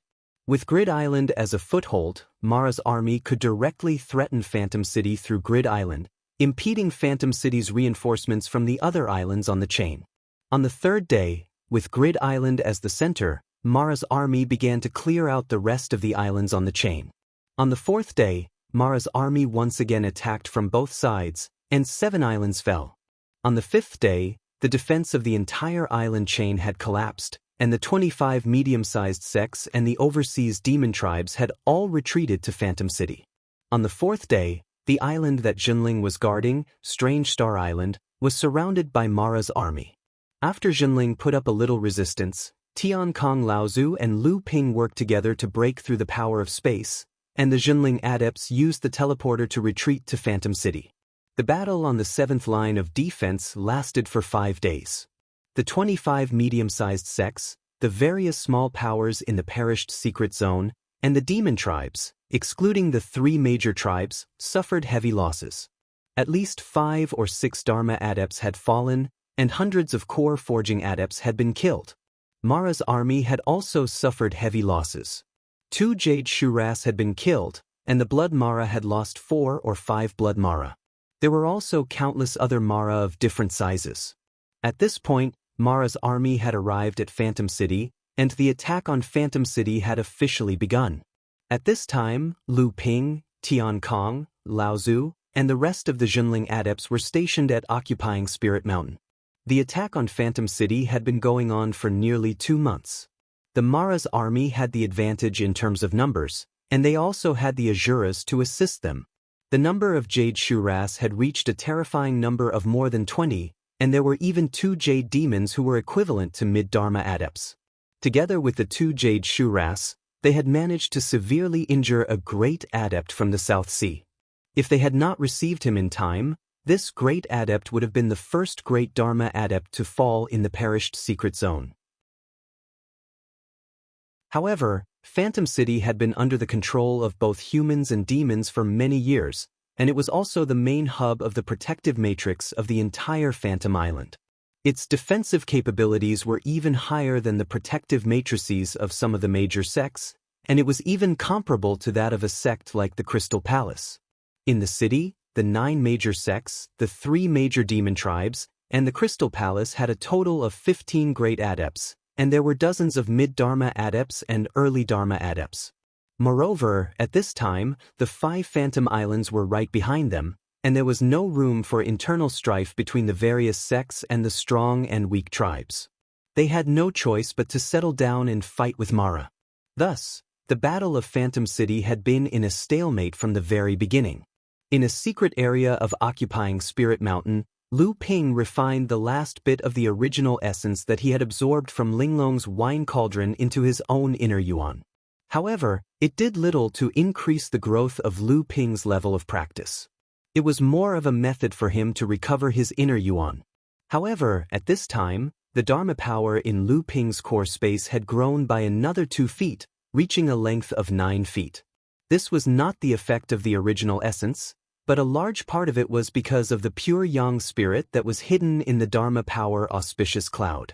Before Lu Ping had advanced to the Dharma power stage, this pure yang spirit that he had obtained from the Ying Tian sect's pure yang practitioner, Fei Tian Laozu, did not have much effect on Lu Ping's practice. However, after Lu Ping had advanced to the Dharma power stage, the original essence that was contained in this pure yang spirit began to slowly be refined by Lu Ping's inner yuan. After the Dharma power obtained the pure yang pearl, the pure yang qi in the Dharma power's body increased greatly, causing the refining of the pure yang spirit to speed up. After Lu Ping's cultivation had advanced to the Dharma power stage, he had used up all of his previous accumulations, but he was still able to maintain an extremely fast rate of growth. This was especially so after Lu Ping had entered the East Sea.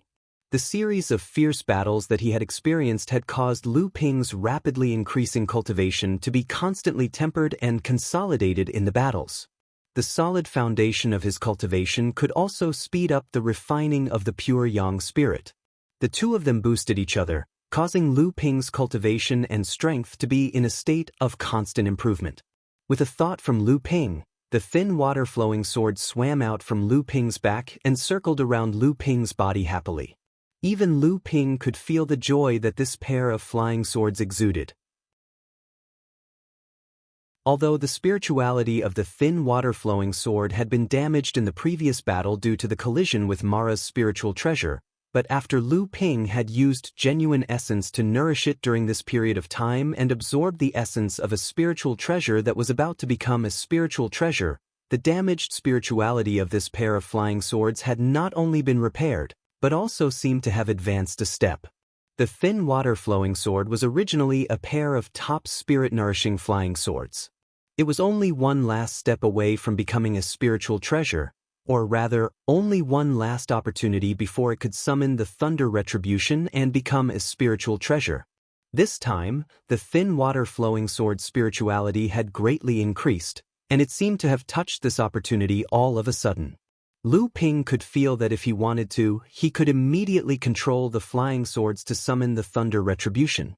Naturally, Lu Ping would not do so easily.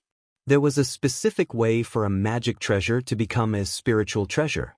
In this regard, it was not that cultivators could not play a role, but the role was very small. It was more dependent on the thin water-flowing sword's own power. Lu Ping naturally would not be reckless, not to mention that the current situation of the Phantom 5 Islands did not allow Lu Ping to summon the spiritual treasure Thunder Retribution easily.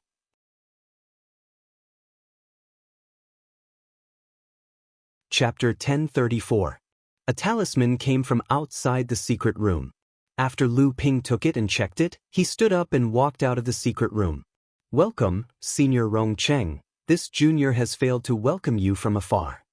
Outside the secret room, Rong Cheng Laozu and Tian Kong Laozu were talking about something. Seeing Lu Ping come out, Rong Cheng Laozu smiled and said, "I told you that you and I only need to talk to each other as equals. Taoist Tian Ping is always so polite. This time I came to disturb you, but I didn't know that you were still in closed-door cultivation. Please don't blame me for disturbing you." "Not at all." Lu Ping smiled and said, "If Senior has any instructions, as long as it is within my ability, I will not refuse." Hua Yi sect of the Southern Sea was ranked 10th among the 25 medium-sized sections. It was also a rather powerful sect and was also one of the sects that guarded Spirit Gathering Island. Because Lu Ping had saved Zhenling in the fallen secret land and then fought side by side on Grid Island, the relationship between Zhenling and Hua Yi sect was relatively close. Rong Cheng Laozu had also come to visit several times. Because Lu Ping was in closed-door cultivation, Tian Kong Laozu had also returned the visit. Rong Cheng Laozu sighed and said, "What else could it be? This time, I want Taoist Tian Ping to refine the soul-returning pill, the soul-forging pill, the essence-condensing pill, and the essence-refining pill." After the Phantom City was besieged, There was a continuous battle for 2 months. The cultivators of the human and demon clans were trapped in the Phantom City but were unable to contact the outside world. The various cultivation resources carried by the cultivators were rapidly consumed, and they had to look for ways to replenish them. In the end, the supply of various cultivation resources in the Phantom City could not meet the demand, and the prices skyrocketed. In the end, the cultivators with rich cultivation resources all stopped. Some of the more precious cultivation resources were extremely difficult to buy even with spirit stones, so bartering became popular. At the same time, the cultivators with special skills such as alchemist, blacksmith, array master, talisman master, puppet master, etc., became the most popular figures in the 5 islands of Phantom City. If the Phantom City still had a source of cultivation resources, then other than the 5 spirit stone veins, it could only be Mara's army that surrounded the Phantom City. The accompanying magical tools, magical treasures, and even spirit treasures on Mara, and even the fragments of these things, were all formed by the condensation of Mara's own essence, and could be regarded as the most top-grade spiritual materials for repairing and refining magical tools, magical treasures, and spirit treasures of the same level. These things could also be broken down and used in other aspects, such as tools for setting up formations, talisman paper for talisman masters, materials for puppet masters, and so on. But overall, blacksmiths were undoubtedly the most important resources in the Phantom City at this time. After all, whether it was the human clan or the monster clan cultivators, half or even most of their strength depended on their magical tools, magical treasures, and even spirit treasures. Once these things were damaged or even destroyed, they needed blacksmiths to repair or even refine them, otherwise the cultivator's strength would be greatly reduced.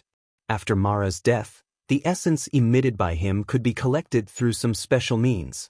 Although the efficiency of collection was not high, it could be used to support the cultivator's recovery of chi, and could even be used for cultivation.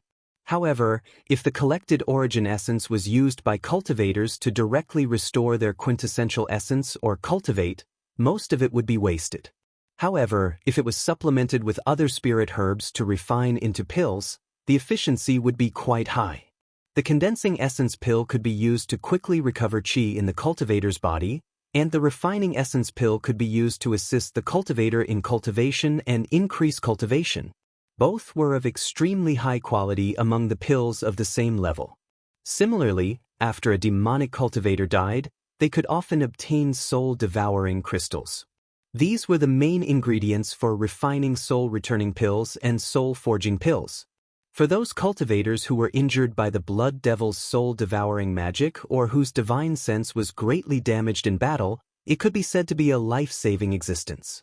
Therefore, at this time in the Phantom City, blacksmiths could be said to be the most important, directly related to the life and death of a cultivator, but alchemists were the most indispensable because they could indirectly affect the life and death of a cultivator in all aspects. Lu Ping had always kept it a secret because Linglong could collect the essence of the fallen Mara, but at this time he found out that all the sects actually had similar methods. Even Junling was the same, but these methods were far inferior to the Linglong wine cauldron. But even so, it was still able to make Lu Ping breathe a sigh of relief. At least this function of the Linglong wine cauldron would not be regarded as heaven-defying. As for the efficiency of absorbing the essence of the fallen Mara, Lu Ping only needed to cover it up a little and others wouldn't be able to know. After that, when Lu Ping refined the original essence, he found that the increase in his cultivation was very small, so he took out most of the remaining essence to make essence-condensing pills and refining pills, and then distributed them to the cultivators of Junling, not only for cultivation, but also for emergencies. Junling's actions could not be hidden from the other sects, and Lu Tianping's reputation was like the sun in the sky. But when they found out that the cultivator who could kill the Jade Shura was also an alchemist, and a grandmaster alchemist at that, they couldn't help but sigh. Why didn't their own sects have such an amazing person? When they looked at Junling, their eyes were full of envy, jealousy, and hatred. But no matter what kind of feelings they had in their hearts, if they stayed by the side of a grandmaster alchemist and didn't try to get to know each other, that would be really stupid. Because of Rong Cheng Laozu, Hua Yizong was one of the first sects to know that Lu Ping was a grandmaster alchemist. At the same time, because of the strength that Junling had shown, Hua Yizong was also willing to use Rong Cheng Laozu to improve the relationship between the two sects, and Tian Kong Laozu also had the same intention, so the two sects could be considered to have hit it off. The last time Tian Kong Laozu visited Hua Yizong, the mid-Dharma adept Rong Xen Laozu had brought a batch of condensing essence elixirs and refining essence elixirs that Lu Ping had made as a greeting gift. This time, it was Rong Cheng Laozu who personally came to ask for the elixirs. Before, Feng Xinglia had also come to ask for the elixirs, and Lu Ping had made a batch for him. For this, Tian Kong Laozu had personally escorted the elixirs to Qingling Island, which was guarded by the Wind Luan clan. It was also one of the 5 Phantom Islands, but it was one of the 2 islands occupied by the demons, and there were also 2 large spirit stone mines on these 2 islands. After that, there were also cultivators from other sects who had come to ask for help. These cultivators were, without exception, people who had been rescued by Lu Ping from the perished land. Lu Ping had made the elixirs at his discretion and handed them over to the Junling disciples to be escorted back as a gift. Although there were very few alchemy grandmasters on this island, other than Lu Ping, it was not that there were no alchemy grandmasters. However, among the few alchemy grandmasters, there were not many who had reached the Dharma stage. Although the cultivation of the Dharma stage was helpful in improving one's alchemy skills, there were not many alchemy grandmasters in the Dharma stage whose alchemy skills were comparable to Lu Ping's. Even those who were on a similar level as Lu Ping did not have an alchemy furnace. Furthermore, Lu Ping had the Silver Spirit Flame, one of the top 3 alchemy fires in the world of alchemy, as well as the Purple Crystal Royal Jelly, which could increase the success rate of making elixirs. All these things made Lu Ping the #1 alchemy grandmaster among the tens of thousands of cultivators of the human and demon clans on the Phantom 5 Islands.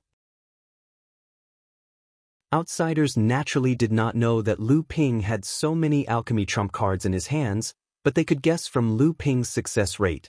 When every alchemy master refined the elixir requested by others, in addition to the fact that the materials needed to be provided by others, the alchemy master could also take a certain percentage of the finished elixir as a reward according to the results of the alchemy. This was the customary rule of many alchemy masters in the alchemy world. Of course, this reward could also be replaced with spirit stones, but at this time, no alchemy master would care about spirit stones, unless the reward used was a top-grade spirit stone. Because of Lu Ping's high success rate, after a certain percentage of the reward was deducted, the remaining number of elixirs was still ranked first among the few alchemy grandmasters on the Phantom 5 Islands. When the various sects asked for elixirs from the alchemy masters, they would naturally compare the quality of the elixirs. As time went by, the reputation of the alchemy grandmaster in Jinling naturally spread. Lu Tianping was recognized as one of the outstanding third-generation disciples in the cultivation world. In the battle in the Fallen Secret Land, he had shone brilliantly. At this time, with the addition of the fame of an alchemy grandmaster, Lu Ping's halo had increased by another level, making him even more dazzling. As a result, the number of sects that came to Spirit Gathering Island to ask for elixirs naturally increased. Naturally, Lu Ping was overwhelmed. Not to mention that some of the extremely low-quality source essences were not enough to attract Lu Ping's attention. In order to save time, Lu Ping had to announce that he would only accept source essences and soul-devouring crystals that were equivalent to late-stage core forging Great Mara and above to refine elixirs. This caused the encampment of Jinling to become quiet again. Refining the essence condensing pill was not a big deal. After all, it was only a pill used to restore one's real essence. If the quality of source essences used was low, one could make up for it with quantity. However, the essence condensing pill was different. This type of elixir had the same characteristics as the soul returning pill.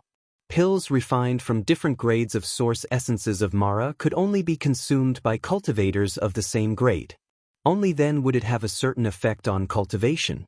If a late-stage core forging cultivator consumed a essence condensing pill refined from the source essences of a mid-stage core forging cultivator, it would have almost no effect on that cultivator's cultivation.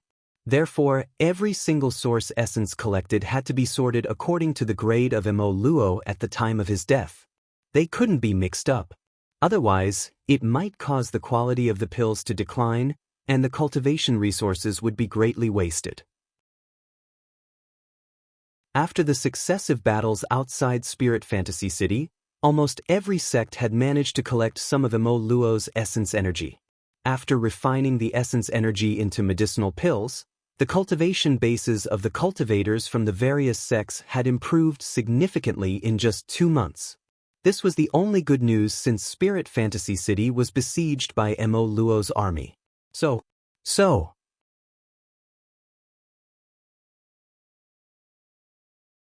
Chapter 1035. Actually, in addition to asking fellow Taoist Tianping to refine a batch of pills, I also have an extremely important matter to ask for fellow Taoist Tianping's help. Rongqing Laozu paused. Lu Ping and Tian Kong Laozu looked at each other. Tian Kong Laozu said, "Fellow Taoist Rongqing, please come to the secret chamber to talk. The old man still has some trivial matters to deal with, so I'll take my leave first." Lu Ping welcomed Rongqing Laozu into the secret chamber. There was a mysterious aura in the secret chamber. As soon as Rongqing Laozu came into contact with this aura, he was shocked. He looked at the secret chamber in surprise and saw the last wisp of smoke rising from a small incense burner. Soul-calming incense? Looking at the small incense burner made of fine copper, Rongqing Laozu secretly cursed in his heart. Who said that the North Sea was barren? The person in front of him used fine copper, which could be used to refine high-grade pill furnaces, to make an incense burner. Moreover, what really surprised Rongqing Laozu was the incense burning in the incense burner. Although he only smelled a lingering fragrance, Rongqing Laozu was fortunate enough to see this incense once and had a deep impression of it.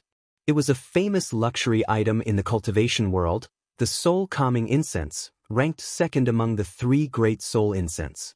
It was also because of that opportunity that Rongqing Laozu was fortunate enough to obtain a piece of the soul-calming incense, ranked third among the 3 great soul incense. After he was plotted against by the blood demon, he used that piece of soul-calming incense to stabilize his divine sense, which was about to collapse, and saved his cultivation. At this moment, Lu Qin'er brought 2 cups of spiritual tea. Rongqing Laozu looked at Lu Qin'er strangely. He seemed to understand why Tian Kong Laozu had gone to Chengling Island to visit the Wind Luan clan. At that time, this matter was considered a little strange, but he was immediately attracted by the spiritual tea beside him. Fellow Taoist Tianping, this spirit tea is extraordinary. Rongqing Laozu took a sip and immediately felt a thick spiritual qi circulating in his mouth. It slid down his throat and finally spread throughout his body. Even with his Dharma stage cultivation, he was tempted by the rich spiritual qi contained in the spiritual tea. Lu Ping laughed and said, "I'm just trying to be cultured. Please don't laugh at me." Rongqing Laozu couldn't help but take another sip of tea. Then he put down the teacup in his hand and took out a jade slip. He pushed it in front of Lu Ping and said, "Old man, if you have something to say, please say it. This is the elixir recipe for the Mara blood bathing pill. I hope you can help me." When Lu Ping heard the name of the elixir recorded in the jade slip, he couldn't help but show a trace of surprise on his face. Obviously, Lu Ping was very familiar with this elixir. However, Lu Ping didn't immediately take out the jade slip to look at it. Instead, he pondered for a moment and said, "The Mara blood bathing pill is the most important part of the Mara blood bathing secret technique to help peak core forging stage cultivators advance to the Dharma stage. It is one of the best secret techniques to help peak core forging stage cultivators who have not successfully condensed a high-level gold core to advance to the Dharma stage. This secret technique can be said to be the foundation of a sect. Senior Rongqing, do you really want to give this elixir recipe to me?" Rongqing Laozu smiled bitterly and said, "Not only is it the elixir recipe for the Mara blood bathing pill, this jade slip also contains the entire inheritance of the Mara blood bathing secret technique." This time, even Lu Ping himself was a little shocked. Rongqing Laozu didn't wait for Lu Ping to ask and explained, "It is a master blacksmith among the second-generation disciples of our sect. His lifespan is coming to an end. If we don't take a gamble and miss the opportunity, I'm afraid he can only wait for his death. My Hua Yi sect only has one master blacksmith. If the inheritance is lost, I don't know how long it will take to train another one. Although Rongcheng Laozu's explanation was far-fetched, Lu Ping didn't ask much. Each sect had its own difficulties and secrets. Hua Yi sect would rather give this secret technique to Lu Ping in exchange for Lu Ping refining the Mara blood bathing pill. Lu Ping was naturally sensible and wouldn't ask what he shouldn't ask. Rongcheng Laozu saw Lu Ping reach out to pick up the jade slip on the table and began to look at it. His heart suddenly relaxed, and then he looked at Lu Ping with a trace of hope. After about a cup of tea's time, Lu Ping's divine sense withdrew from the jade slip. Rongcheng Laozu saw this and quickly asked, "How is it?" Lu Ping hesitated for a moment, then said, "I'm about 60 to 70% sure. If Senior can prepare 2 sets of materials, I think I can refine 1 furnace." Rongcheng Laozu was overjoyed when he heard this. Since a person like Lu Ping could say how confident he was, it was naturally not far from the truth. He might even be cautious by 1 or 2%. Hua Yi sect also had an alchemy grandmaster, but he only had a 40 to 50% chance of refining the Mara blood bathing pill. In addition, he didn't prepare enough materials at the beginning, so he delayed refining it.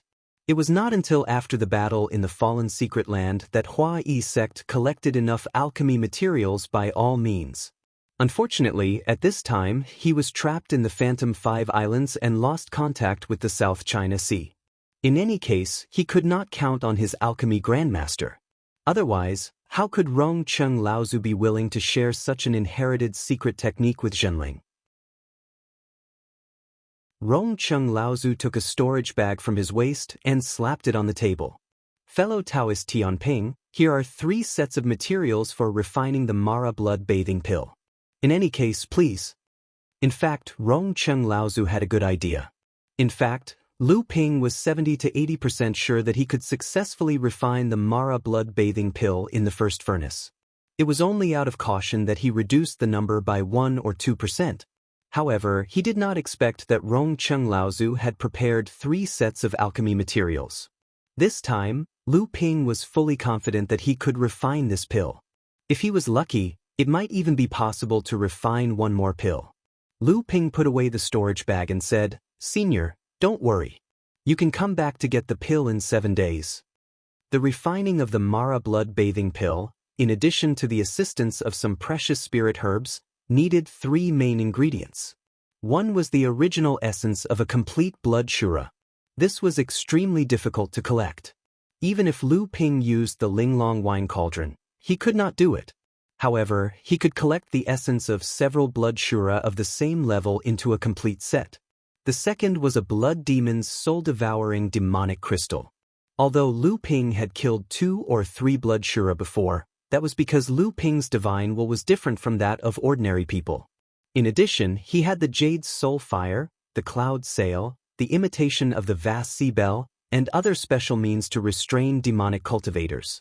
In fact, the various strange means of the blood demons made them much more difficult to deal with than ordinary blood shura of the same level. In addition, there were very few blood demons, so it was extremely difficult to get a blood demon's soul-devouring crystal. Third, it required a bowl of blood from a Dharma adept. Regardless of whether it was a human or a demon, one's cultivation had to be carried by one's own bloodline. The loss of blood often meant that a practitioner would lose a large amount of inner yuan in their body, and it often required a great deal of effort for the practitioner to recover. If too much blood was lost, it could even damage the practitioner's foundation. Therefore, practitioners valued their own blood very much.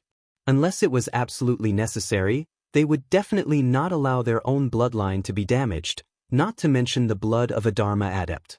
And Rongcheng Laozu actually had 3 sets of such materials. Just by preparing these 3 sets of materials, Lu Ping could imagine how much Hua Yizong had paid. It also showed how much importance Hua Yizong attached to this great crafting master. However, compared to the secret technique that Zhenling sect had mastered, this secret technique that used external forces to help a core formation cultivator condense a Dharma idol was much easier, and the success rate was undoubtedly much higher as well. According to Lu Ping's knowledge, in the first generation of Jinling's adepts, there were originally only 4 Dharma adepts who had entered the Dharma stage through normal training. Tianlu and Tianjiang, the 2 Dharma adepts, had entered the Dharma stage through this incomplete secret technique that Jinling had passed down. For this, Tianjiang Laozu had lost a portion of his lifespan. Otherwise, he would not have reached the brink of death at this time. Lu Ping naturally knew about this secret technique. The content and process were extremely complicated. Just one of the requirements made Lu Ping frown.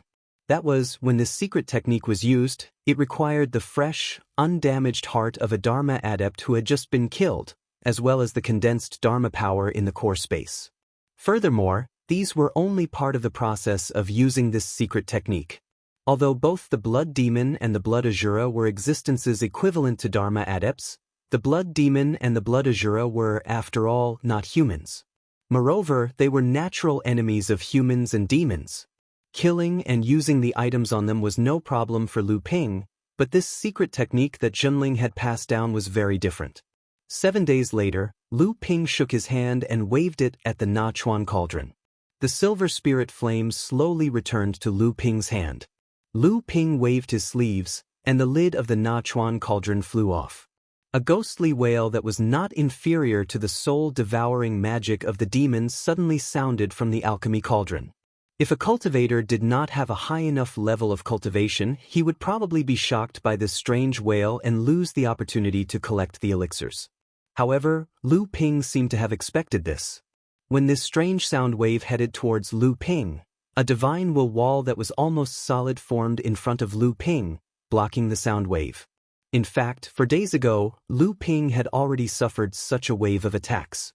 If it were not for Lu Ping's strong divine will, the first batch of elixirs would have been ruined. Fortunately, Lu Ping still endured the headache and kept the Mara blood-bathing elixir.